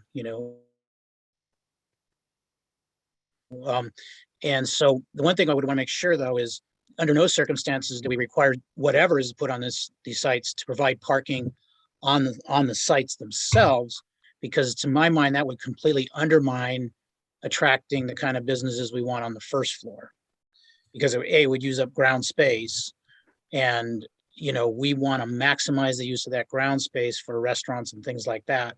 So whatever we allow on the second floor, we can't be requiring parking for that on the first floor, because that's going to totally undermine what I think we're going for here. So parking is an issue to figure it out. But I don't think the answer can ever be to make them put it on the ground floor. So Mr. Dunsmore, you hear what we're talking about and what we're wrestling with. Could you maybe bring us to a conclusion here? Yes, I think, Thank you. yeah, I'm kind of biting my tongue, because I think we have to be cautious about restricting residential on the upper floors. And I say that because of the fact of, if we go this route, we're going to have to enter the Surplus Land Act. And if we go through that and notify HCD that, oh, by the way, we're going to start the Surplus Land Act process, but we just changed the zoning to prohibit residential also. So it seems disingenuous. We might run into some problems by doing that. But I will say that this is not going to be an attractive place for extensive residential. It only has the density. If you had, let's say, for example, a 5,000 square foot lot, which is two of these sites that are, let's say it's 50 by 100, it's 5,000 square feet. That's a density of 2 units. Maximum, you're going to see 3 to 4 over all of these sites. The parking demand for that is really low. So no matter what, whether it's office up there or residential, because of the small scale, small size, you're not going to see a substantial parking demand that's going to take over and consume a large percentage of lots if we did have them in public properties. But you could also incorporate 2 or 3 parking spots somewhere on these sites tucked in below without losing a significant amount of land. Of course, we don't want to go there if we don't have to. But just a couple of points to think about. Okay. So ultimately, we're talking fairly small enough up top that even if you had residential, personal services, a law office, whatever it is, probably a fairly similar number of cars. And granted, if you're residential or Airbnb, you'd be there overnight, but that's not the time we're concerned about. It's more the hot hours, which then you can't necessarily say that, other people wouldn't be parking there for. Exactly. No, right now, as I look out the window, the parking lot's empty except for our city cars. Like there's 3 of them there. So yeah, there's no demand at night. It's really, it is really the fact, do you have, vehicles there 24 hours that are consuming public spaces? That would be a concern. Okay. So you're hearing us on the restaurant, an appropriate retail, we're really liking the outdoor spaces, which I think, any restaurant it would probably be very open to that. Let's see, I think those were the main, and then also, of course, hours of operation. We want to make sure this isn't a hobby business, but this is something where, people are open 7 days a week and however many hours. So and again, there can be flexibility there, but bring us back something that is really attracting those viable, genuine businesses. Councilmember Funk. Yeah, and I think I would pull one item from our prior discussions, which is if somebody can craft a proposal that allows for public access to restrooms on the site, that would be very desirable. Yeah. Agreed. So Director, I'm going to ask you if you have enough direction from us, and then I'm going to ask our city clerk to come on, and I want to make sure that I'm clear that direction is direction and the motion is the motion that doesn't have to encompass all of this direction. That would be wonderful. Thank you. But the good thing is we're not writing a resolution or conditions tonight, so it's a little more flexible. We're taking direction, but I would love to have Laura just still chime in and give us advice on that. That would be great. All right. There she is. So I don't necessarily know that this one calls for a motion. You're providing direction to staff, which you've done to let staff know, and then whatever in that direction, staff will bring that back to you. And then at that time, you'll make motions, if they're going to bring back the PD zone or that type of stuff, at that point, you'll make a motion. So right now, this is just sort of providing guidance to staff. So if you want to formalize it in what you're doing, then we can do that as a motion. But otherwise, I think staff's been taking notes on, what all the council has said and can move forward with that. Pages of notes. Yeah. Okay. And then it was in my agenda to do a motion, so that's why I asked. Yeah, and I think that it's just built in on when we do that agenda on every single item, we build a motion in, but this one doesn't really call. The recommendation was just to provide direction to staff. So this is only if you want to formalize any of that direction that you gave. Otherwise. So then if I wrap up just the basics of where we would do a motion, the way we don't necessarily need to, is demolish the house on the time frame that you see fit. Number two, we want to look at a PD for private development. We've given you all the feedback on look and feel and uses, with that option of, what could be done with a public restroom. We're concerned about trees and what is the balance of that in the space. And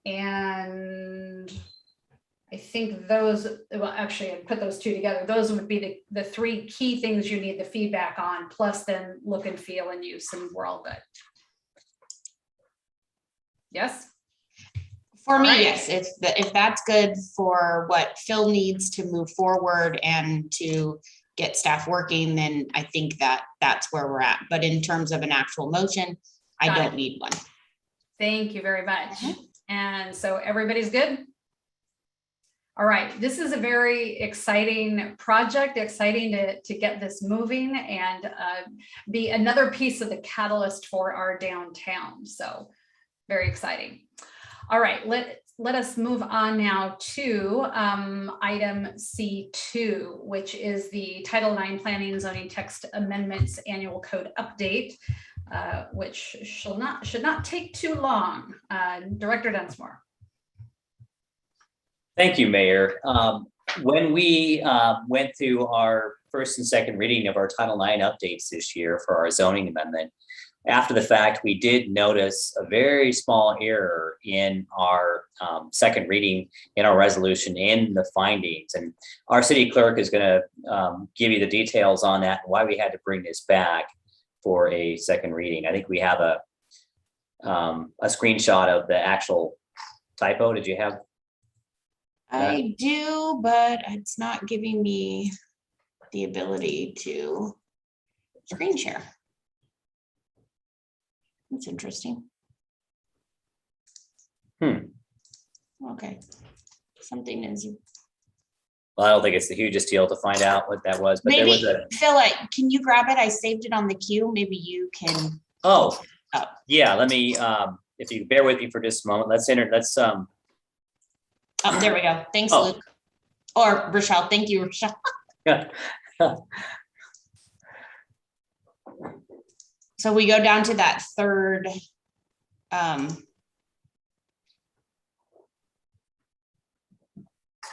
there we go.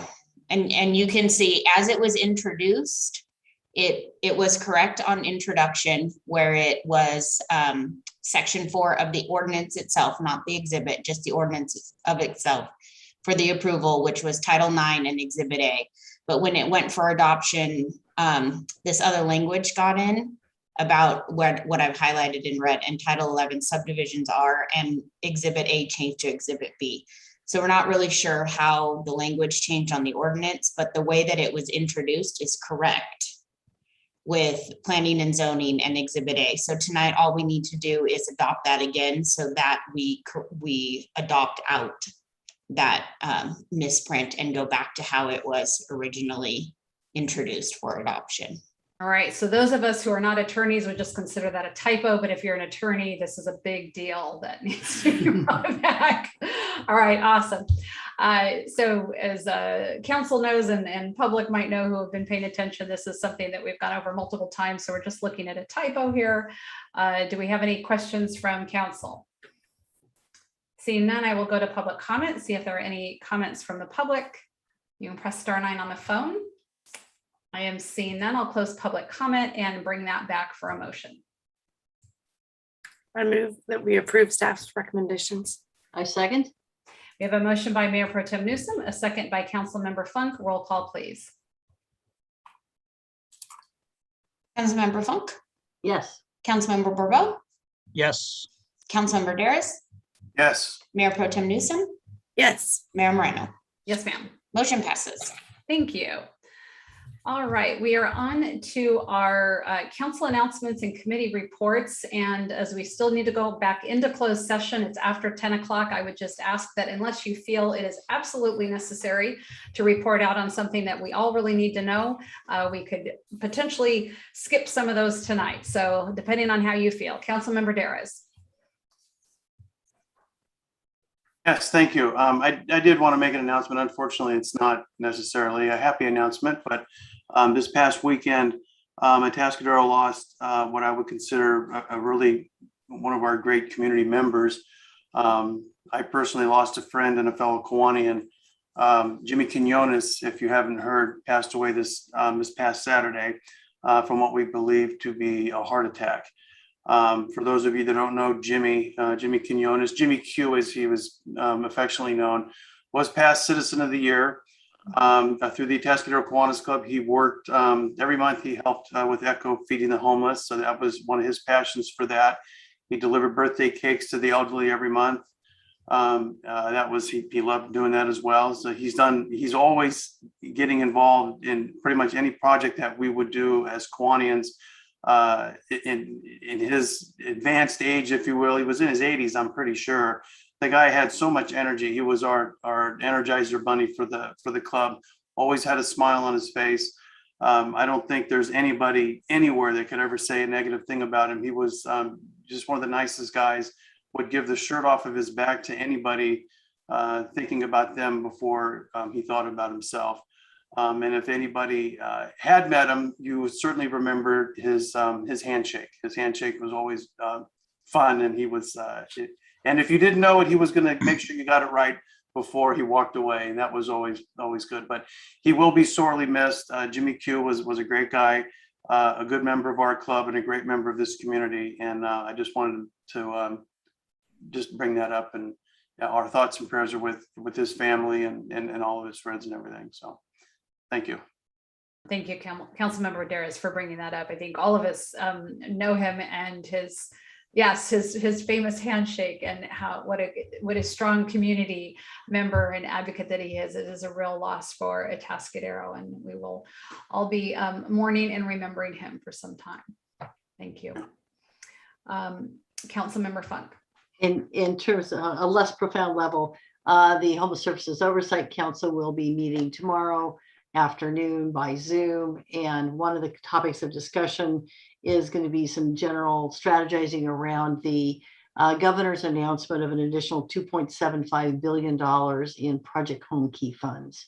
That's the program under which Haslo, People Self-Help, and Echo acquired the Motel 6 in Paso and converted it to supportive housing and shelter. Thank you. Any other reports we need to make? Mayor Pro Tem Newsom? No. Councilmember Borbo? Yeah, a lot's been happening with the Integrated Waste Management Authority in the last months, been extra meetings, et cetera. Centered around two things. One is the upcoming implementation of SB 1383 requirements, but also and primarily the issue of the county's withdrawal from the joint powers agreement that makes up the IWMA. The county voted to do that. The County Board of Supervisors did on August 10th.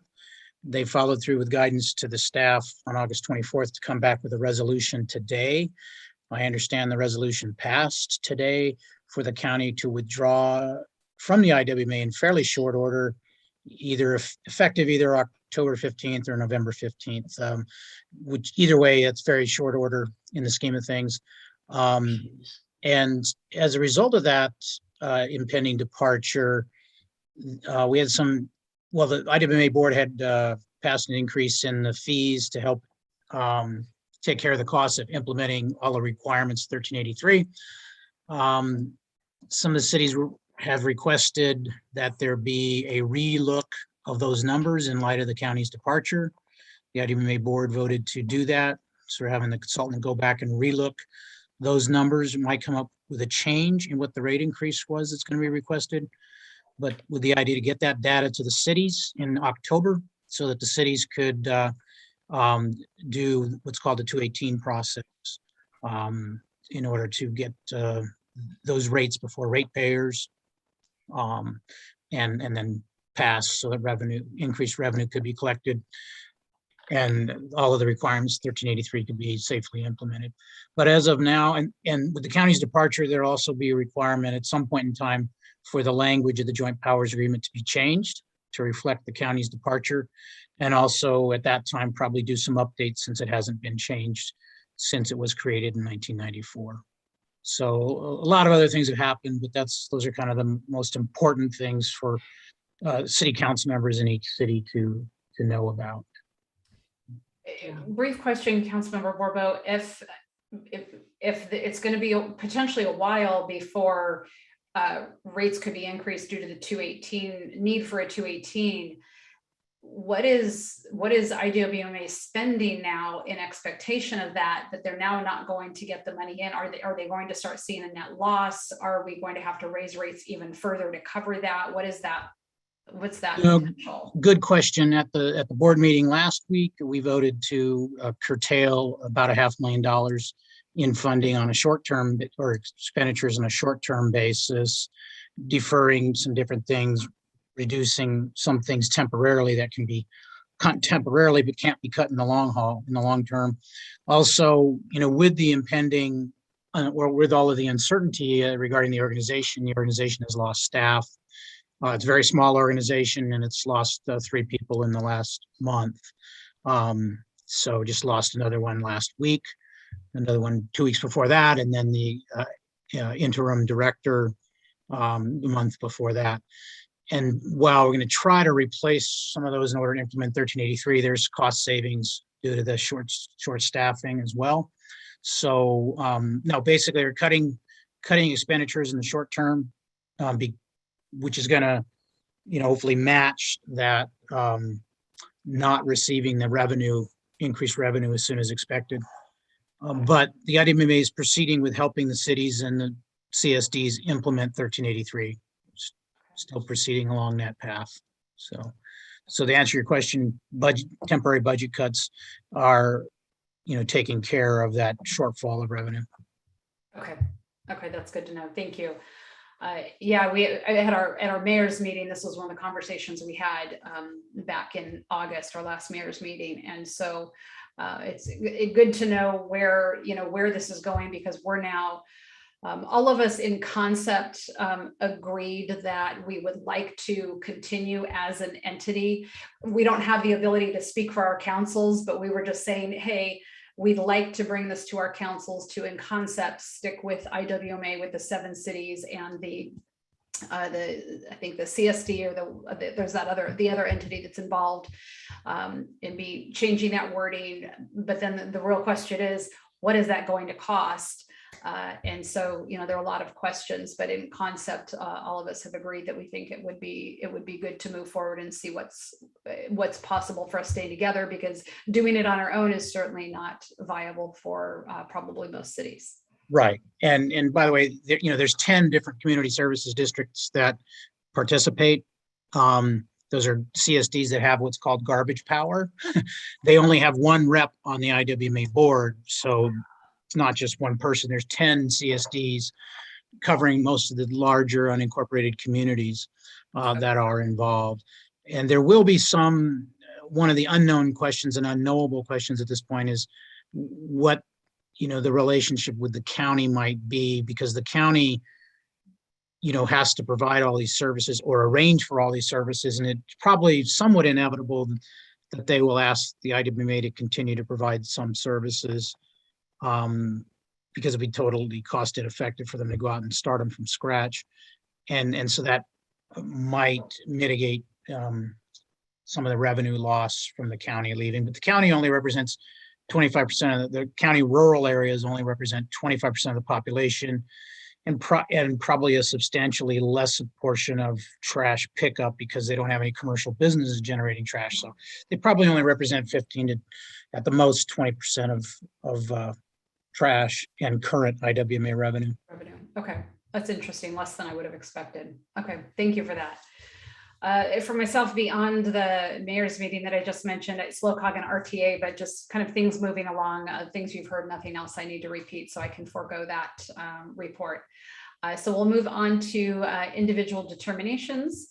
If we have any of those, I have none on the agenda. I'm not seeing anyone indicate. And so wonderful, we will go ahead and adjourn this meeting, and we will reconvene to our closed session under the other link that we have. So I want to thank our members of the public that have stuck with us this evening and for your input, and look forward to seeing you again soon. See you all in the other meeting. Bye for now. Night.